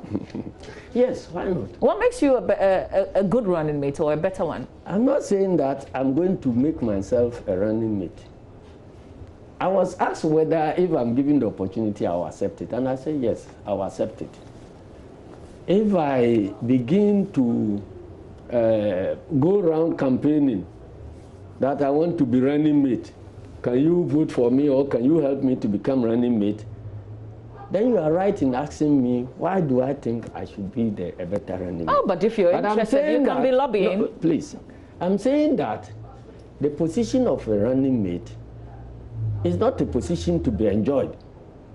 It is a position of responsibility. And the nation and the political party you serve, you are tools in the workshop of the political party. So if they decide that we think that you should do this work, I won't shake that responsibility, I'll accept it. But I am not going around campaigning. So that's the end of my story. And so people will ask you, oh, what are you bringing on board? What are you? I say, the person who appoints is our flag bearer, His Excellency JDM. So he takes a decision. And he knows what you bring. And so if he decides that he's settling on me, he must have been convinced about what I will bring. So if you have questions to ask, he's the right person to answer those questions. Because if I am adverting and you ask me, why do you, when I was appointed a minister and I was adverting, if I had been asked, why do you think that President Rawlings appointed you as a minister? I'll say, go and ask President Rawlings, because I cannot answer. And I hear that my friend Dambuchi, he was asked when he was sacked as a minister, that why do you think the President Kufuor decided to sack you? He said, go and ask President Kufuor. Why are you asking me? You understand? And I respect the logical thinking of that my friend on the other side, Dambuchi. Very critical mind. So if your name comes up, we'll ask the person who appointed you. Precisely, he will tell you. Do you agree though? Do you agree though that the naming of a running mate has delayed? No, I don't think so. But you see, this question keeps coming out. Whatever forum I attend, they will say, oh, why has your running mate delayed? Then I ask them, what do you mean by delay? What time frame are we chasing which we have missed? Nobody is able to answer. And then, if you are comparing us on the same market, we have several political parties. None of them has chosen a flag bearer yet, let alone a running mate. None of them... Isn't it obvious with the NPP? No, please. We are talking about the law. NPP has a constitution and has a procedure they will go through to select their flag bearer. When we're in their shoes, we don't know following our presidential primaries, and when somebody came and we saw him to be not straight up there and wanted to pick a form Was MPP not and we denied, was MPP not accusing us of not operating proper democracy? So in your level? Eyes, they don't have a flag bearer? They don't have a flag bearer because they are now fixing the time for their presidential primaries. And they are now fixing the time for their parliamentary primaries. So they don't have a flag bearer. So they don't have a flag bearer, they don't have a running mate. They don't have a running mate. So it amazes us that you are not asking them. So I was raising this issue, but come to think of it. Yesterday I slept, when I was sleeping, I said, why is the country interested in our running mate? What are we doing which is different from the rest of the parties? And my conclusion, the conclusion that came was that, well, the nation has decided to put you in government, so they want to know who their vice president will be. When would that be? 2020. When would that be? I'm saying that we don't have a problem with timing at all, because our constitution is not specific about the timing of a running mate and so on. So you go to programs, then they're asking you, can you, if you are made a running mate, can you challenge Bawumia? Can you do this? I say, who is Bawumia? Bawumia is not a running mate. Bawumia is not anything. And he's the vice president. And then others are saying, yes, he's the vice president. But if another person is being named a running mate of NDC, it is not clear whether Bawumia will be the next person for Akufo-Addo on the other side. General Mosquito. So that is the point. And I'm saying that, so some people have been misled into some false belief that vice president's job has to do with economics. So somebody must be, because Bawumia is an economist. Do you know the number of presidents and vice presidents we have had in this country after independence? Tell me the number who were economists. General Mosquito, I thank you for your time. I thank you for your time on the show. It's interesting, the last thing you thought about before sleeping was the fact that we keep asking you when you bring out your running mate. Very interesting. Because you know we are virtually one, so you want to know who your vice president is. It's always a pleasure talking to you. That's the General Secretary of the NDC, Johnson Asiedu Nketia, General Mosquito. Well, coming up next, UTAC petitions Parliament's Education Committee to amend current structure of the Public Universities Bill. We'll have that conversation coming up. Stay with us.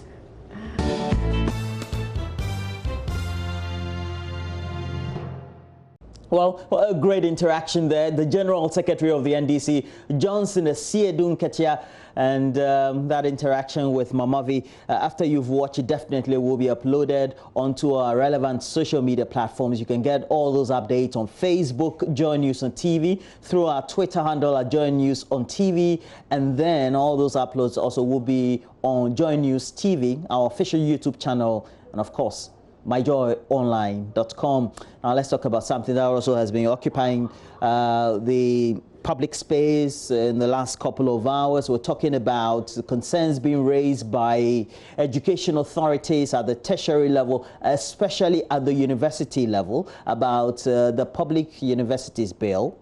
Basically, close to a year has been raising concerns among the managers of public universities, the unions, the teachers themselves, and this is where we want to really dissect the subject, because currently we do know that UTAC, they have petitioned in a very lengthy statement, the Education Committee of Parliament, to amend the current contents of the bill by way of the structure as it is. And we have the University Teachers Association of Ghana National President on stream. Professor Charles Mafo is live this morning. Good morning to you, Professor Mafo. Good morning. Great. Great to see you there. And I also have a long acquaintance, good friend, Professor Kwejo Apieje Ituahene. He is the UTAG University of Ghana chapter president. Good morning to you, Professor Ituahene. Good morning. Can I please quickly make a correction? The name is Apieje Etua. The Hene is not attached yet. Okay. One day I'll be All right, also, so I'm just representing UTAG Eugene. I was co-opted on UTAG National to help in working on the memo to Parliament. Okay, so Professor Apiejetua, it's more appropriate, isn't it? Right, and then we also have somebody who has always associated himself with the vandals of the University of Ghana, has indeed taught at the University of Ghana. We've been long acquaintances as well, currently Member of Parliament for Busa South, but also a deputy ranking on the Education Committee of Parliament. Dr. Clement Apak is also on stream. Good morning to you for the second day running, getting all the topics and contributing. Dr. Clement Apak, good morning. Good morning to you, and good morning to my fellow panelists. And good morning. Good morning. Great. Right. Okay. So my first question, and I'm taking this from the memorandum explaining what the bill is and the intent, etc. And it says, the purpose of the Public Universities Bill is to provide the procedure of the establishment of public universities, principles of management of public universities, the legal status of public universities, the procedure for financing public universities, and the administration and the supervision of public universities and related matters. And I have first then pose a question to you, UTAC President Professor Mafo. And I've seen the statement that you've issued, very lengthy, and if you take a look at some of the concerns, the summary will be what? Just for our audience also to be well acquainted. The summary will be that we would have wished there is no such a bill at all. That is basically it, because we don't really see the significance of it. We just said what they intend to do with public administration and whatever, but we believe the acts of the individual universities as they are now are doing those jobs. And if anything at all, and they want to make it better, we could fine-tune it. And so we are just saying, and just the fact that we have so much concern on most of the clauses tacitly suggests that we would have wished that this bill does not proceed into Parliament and for that matter to get passed. But we are just saying that if it has to be, if it is the policy of government and they insist on doing it, there's a better way of doing it. And that is why we had to sit down and do such an exhaustive job and give it to them. So yeah, the memo contains issues we have and our recommendations, if they so well to pass the bill. Yeah. Now, Professor Apiejetua, if you take a look at what the recommendations are in that statement by UTAG, and you have been a mainstay of the faculty where you teach at the University of Ghana, ultimately means that you and your membership, you find the way the university will be administered if this is passed into a law to be problematic. And specifically, which of those sections of administration and oversight? Thank you for the question. Our argument is premised on the fact that this law attacks academic freedom, and academic freedom is the premise on which the university is able to functioning in terms of how we conduct research, how classroom and to the communities to promote the development of the society. And one of the pillars of academic freedom is institutional autonomy. And we think that the bill as it is currently structured will severely compromise the university's independent space, which is needed to achieve the targets which I just mentioned. So we are looking at, for example, we can look at the three official persons of the university. This is the Chancellor, the Chairperson of the University Council, the Vice Chancellor. These are positions which are supposed to be selected by and through the university system and administration.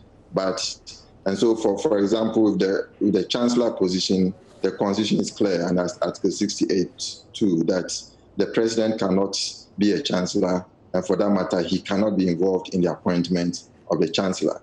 Then the position of the Chair of the Council is also, according to Article 95(1)(3), is supposed to be appointed by the university. Again, that power is being appropriated by the government through this proposed bill. And then we're also looking at the composition of the council. The council is the heartbeat of the university. The governance structure rests on the council. And if you have a situation where the majority are going to come from the government side, then certainly the government is going to intrude more severely into the running of the university and therefore convert of corporate body with a corporate structure that will determine the day-to-day running of the university. So these are some of our concerns we have with respect to institutional autonomy of the university. And Dr. Park, before UTAC brought this concern to you in that full statement, I've noticed it's a 25-page document. Were there inherent concerns that you members of the Education Committee also had with the bill when it was first brought to you? Well, Roland, let me say that I am in sync with the commentary made by my two colleagues on this matter. You know, I am in a rather peculiar situation. Before I got involved in mainstream politics, of course, I was a lecturer at the University of Ghana. I had the chance to participate actively in various facets of campus life. And so being on the Committee on Education, naturally, it is only by instinct that I am always eager to find out what is coming up in as far as education is concerned. And in this case, higher education. So I got wind of the proposed bill even before it was laid formally. As you are aware, sometime last year, when it became public knowledge that government was pondering the idea of introducing what we now know to be the Public Universities Bill, it generated a lot of reaction in, stakeholder circles. And so at that time, I made my position very clear, having seen what was supposed to be the draft bill even before it came to Parliament. And indeed, all the issues that have been raised are some of the reasons why I feel personally, and in this case, the minority, we believe that this bill doesn't have what it takes to resolve the challenges that we all know we face in the area of, public education at the higher level with regards to our universities. Because, all the issues that the memorandum accompanying the bill has stated that it seeks to fix, these are not issues that are beyond the ability and capacity of the current management system, the separate and individual, unique and historical university statutes to deal with. So our argument has always been that the challenges that government claims it seeks to fix by introducing this bill can be solved without the introduction of the bill.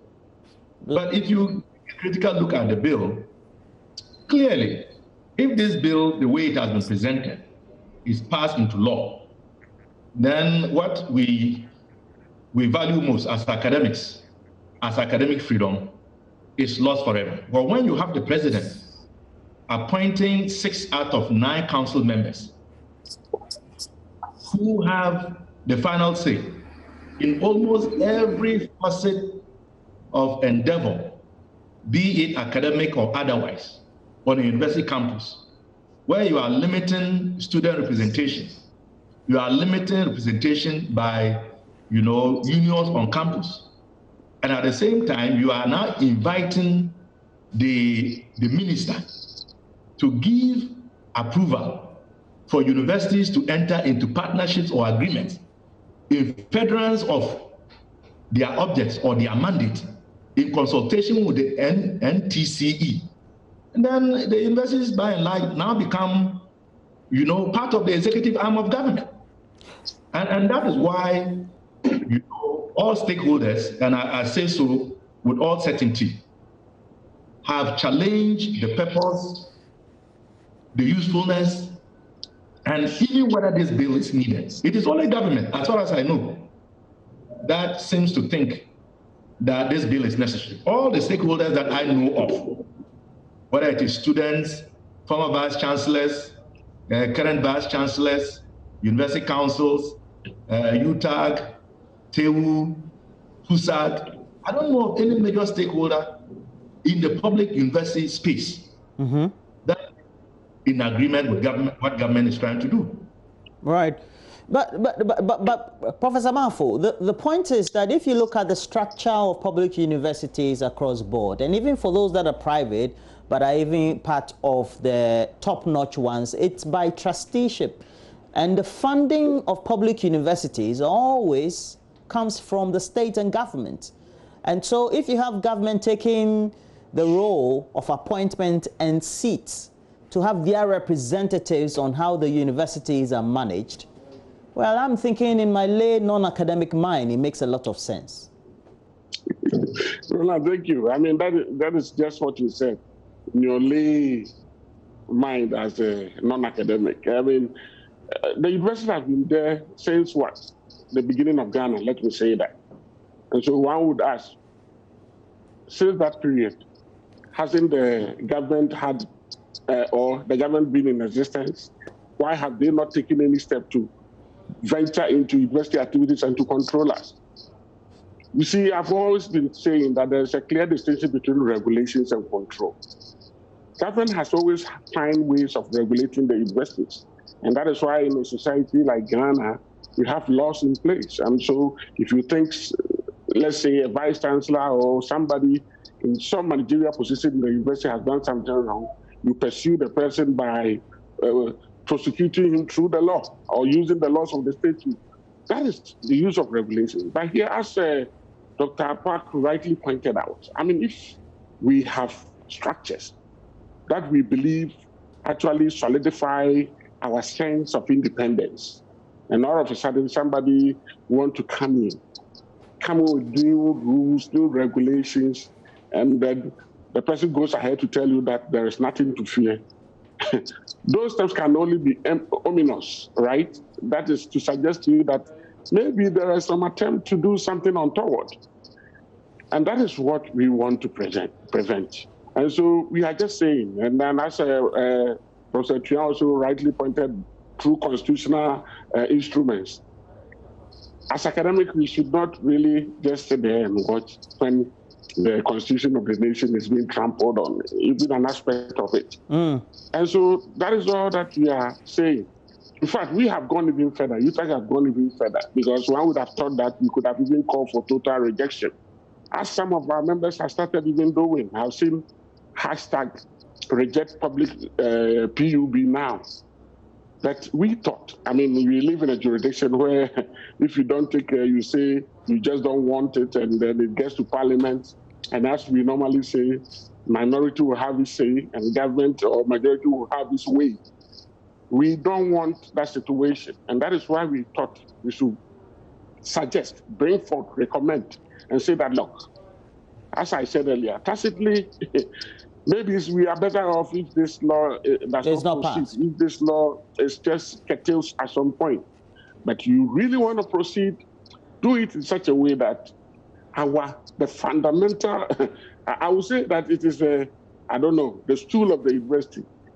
It's the academic freedom, the cardinal principle that actually makes us academics, right? And so we are saying that, yes, we have made all these recommendations, a number of them, and as somebody said, I've read some articles here and there, the fact that we have been able to even punch holes in so many of them really suggests that, really would have suggested a withdrawal of it, and perhaps a better consideration before it is properly presented again, as they've been doing with the Electoral Commission, CI, and the rest. So, yes, Roland, for us, the agenda is simple: protect academic freedom. And that is exactly what we are doing. Now, Dr. Park, if you look at in evolution, you look at how universities and academia has operated, they've always been the center for innovation, giving the mouthpiece to people who have been the conveyor belt to revolutionize new ideas and influence society.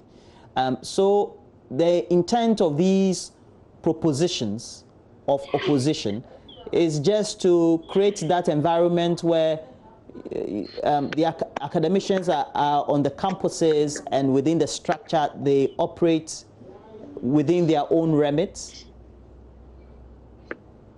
Well, Roland, I think that the argument in opposition to this bill is very simple and straightforward. It is summarized within the context of what Professor Mafo just indicated. It is all about academic freedom. And that is how universities have always thrived. In your preamble, you talked about the role of universities. That is exactly what they are supposed to do, to be, institutions where ideas, knowledge, information, creativity can blossom as part of the effort to improve the conditions of society.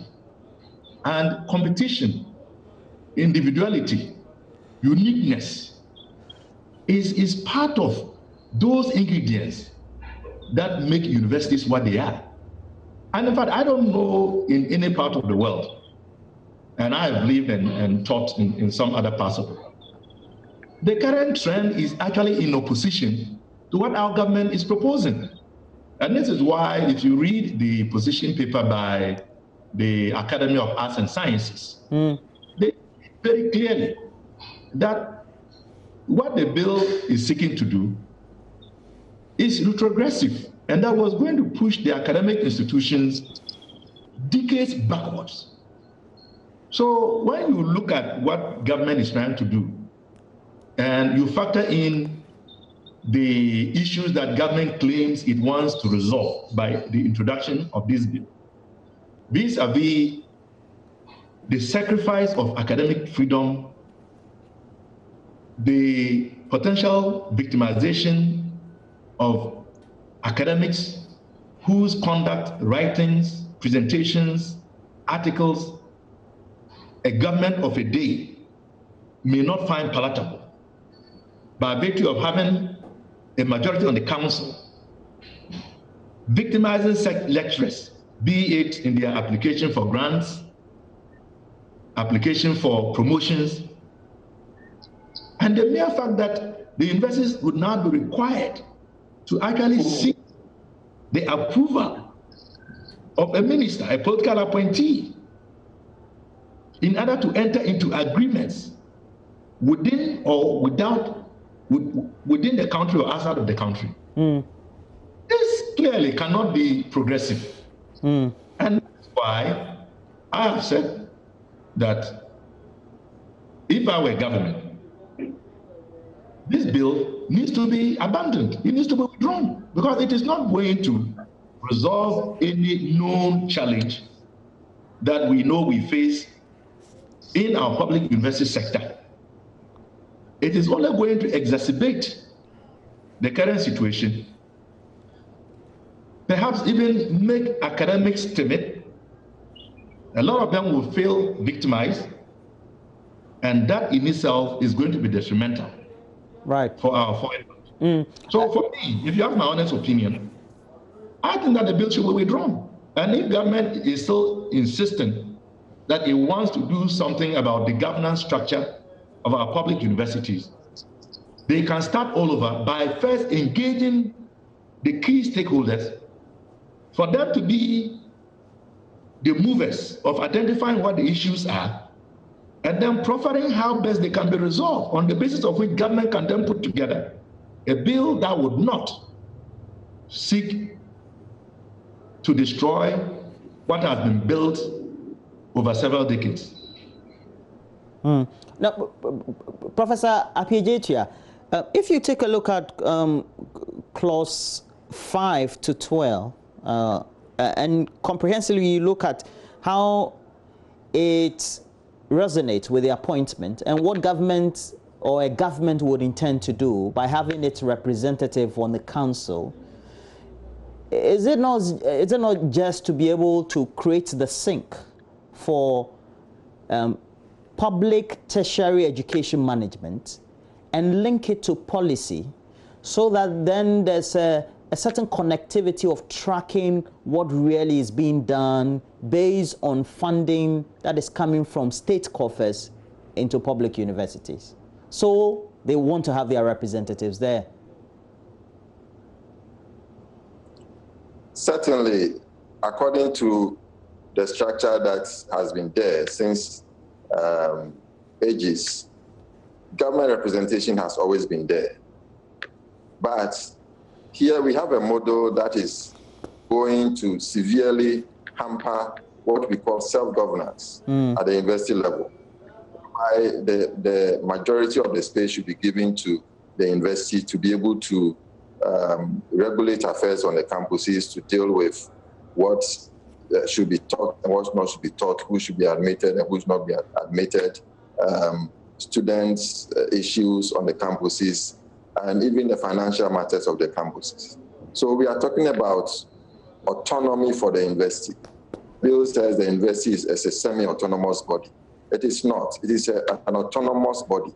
But any autonomous body has some limitations incorporated into how that institution is run. And that is what should be recognized by the government. As it stands now, we are moving into a managerialist form of governance at the university, or a corporatist form of governance. And that takes away that collegiality that the current system is supposed to ensure and to promote. And so it is quite ironic that for the first time in our constitutional history, the Constitution recognizes academic freedom, which you only find among 14 other countries in Africa. And yet the government is going back to the level which we had during the 60s when Nkrumah decided to clamp down on academic freedom at the universities. So the structure as it is now, there's no problem with it. If you are talking about bringing in means to control the financial affairs of the university, the fact that the university is paying so much into, the government is paying too much into the running of the university, doesn't give it the power to control the university. It's about regulating what is happening there. And the laws are there. You have the Financial Management Act, for example, which is there, which can be used. And if you look at the structure of the university, it's one of the most organized and most stable among the various institutions that we have in the country. And it has worked well for the universities over a long period of time. So we are saying that it is unnecessary to introduce a new structure which will fundamentally turn things upside down, and therefore it will end up creating more problems than it is likely to resolve. Because if you leave the management of the university and allow, for example, the Minister of Education to make directives for the university, we have problems with how politicians have managed different aspects or different sectors of the country. And therefore, if you want to introduce that into the university space as well, it is going to create problems for the university. The university is not asking for a leeway to do its own thing. That's why I'm saying that the autonomy, every right has some limitations. And that is clearly spelled out in the Constitution. Right. But we need some level of autonomy to be able to have that space for creativity, for dissemination of knowledge, even produce that knowledge so that it would help the country to grow. And that is what we are asking for. Professor Mafo, how far are you willing to go with this? Yeah, you want to hit the streets? Oh, Roland. Oh, you're too gentle for that. I mean, if at some point it has to take that for government to get our point, I think we will have to. I mean, for us, we cherish academic freedom. And as I said earlier, and my colleague totally agrees with me, we go to every extent to protect it, right? But we hope it does not get there. I must confess that since the last time we met the president, we had an invitation to meet the president of the land. And then I forcefully made this point to him that the bill as it stands now does not sit well with the membership of UTAG. And in fact, no one should allow it to pass if you really want to appreciate initiative, progression. And as somebody said, dissemination of great knowledge, you know. And so the president, I could say, was actually in sync with us. And so since then, we have met the Honorable Minister of Education on a number of occasions. And I must confess, he's been very accommodating and respecting the views of WeTech. And I guess that is why we had to put in so much into this memorandum and give them an extensive recommendation that if, as I keep saying, one would have thought that, look, as Dr. Park said, let's forget about it. But if you really want to insist, as Professor Park says, maybe they should have come down to us earlier and sat down with us, identify where they think there are weaknesses, and so that from us, we evolve solutions. That did not happen. In a midway, we have come in with a memorandum. Well, it's perhaps better late than never. So they could resort to that memorandum, look at our recommendation, and pursue on that path. Right. Right, if they really wish to do it. But as you suggested to me, if push becomes shove, of course, expect you to react. Right. Professor Ejetua, and then this, I hope that you can answer this in a minute. The president, 10 months ago, at the 11th Congregation of the University of Professional Studies, Accra, did describe all this resistance as very flimsy and saying that there are good reasons behind the bill. What will be your reaction to that? I'm sorry to disagree respectfully from the stance of the president. The reasons you have put forward are not flimsy. In fact, if you go back into history, his father himself played an active role in promoting academic freedom when he was in the position of prime minister during his time. So, and he, as a recognized lawyer who knows the law, we think that he knows that that position is not supported by the facts, and also, most importantly, by the law, because all our position is, and what we have been canvassing is based on the law, as well as on tradition, as well as on best practices which have evolved at the universities over the period, but fundamentally on the law. We are relying on Article 21, 2B, which talks about recognition of academic freedom. We are talking about the fact that the law is relying on Article 70 of the Constitution, which talks about a National Commission of Higher Education, which used to be a body which is now in the name of National Commission of Tertiary Education. And that cannot be equated to a Governing Council of a university. And so based on law, based on the Constitution, our position is clear. And we are not saying that we just want to have our way. We are basing our argument on the law, on the Constitution, which is a fundamental law of the land. Okay. So going into other areas, we cannot go back to a position where we will condone illegality. All right, thank you. Unfortunately, Dr. Pa, I can't give you the last word, but thank you for joining me, all three of you. Professor Mafo is the president, University Teachers Association of Ghana, and then also speaking for the University of Ghana chapter of UTAG, Professor Ejetua teaches a lot of law. I've known him over the years. And then also somebody who has taught at universities abroad, locally also, University of Ghana, is now a member of Parliament and Deputy Ranking for Parliament Education Committee. Dr. Clement Apak also joining me. Well, we hope that this will be food for thought. We'll continue with this conversation. But right now, that'll be it for now. We have to take a break. When we come back, we do have some highlights of entertainment. Remember, we also do have press conference going to be taking place. The latest updates, we have the second in a week at the Ministry of Information right here on coronavirus.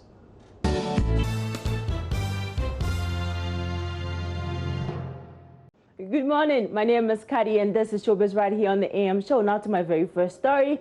Musician Famia says he disagrees with Adam's comments that all artists in the country are hungry because they get nothing from their craft. According to Adam, the Ghanaian industry is such that one will work hard and make a name for him or herself, but will get nothing from their sweat except to rely on shows. Now, I caught up with musician Famia, who says the COVID-19 pandemic has not had a negative impact on his finances. It's true, but I'm not saying it has affected me to that point that I can't do anything. So you don't agree with him when he says that the musicians are hungry? Some are. But you're not? No, I'm not hungry. I mean, I've been bringing out music videos, you know, Masanka Kotoka in these times, yeah. Yeah, I just bought it during the lockdown, so me okay. It's going well for you? Oh, God is doing well. But it's not in the car. It's just a normal car. Yeah, and so we are not hungry. But what if the BBC in the future? What do you have plans? Maybe you're investing in stuff. Oh yeah, I'm also into farming too. So yeah. Okay, which kind of? Yeah. Oh, poultry farming and cropping and all these things. Yeah.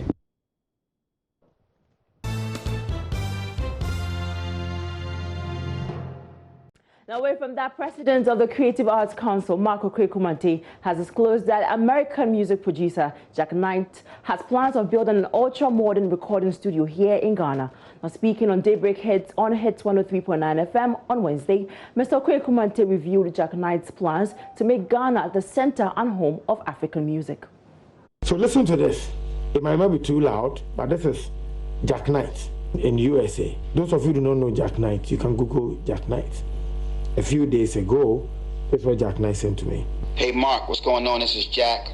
I wanted to ask you, what would it take to raise capital, to build a state-of-the-art facility in the center of Ghana with with places people can stay at? We want to bring our friends there. If we want to bring Jay-Z and his family, or Jazz and his family, or Teddy and his family, or if we want to bring Diddy and his sons, or people from states.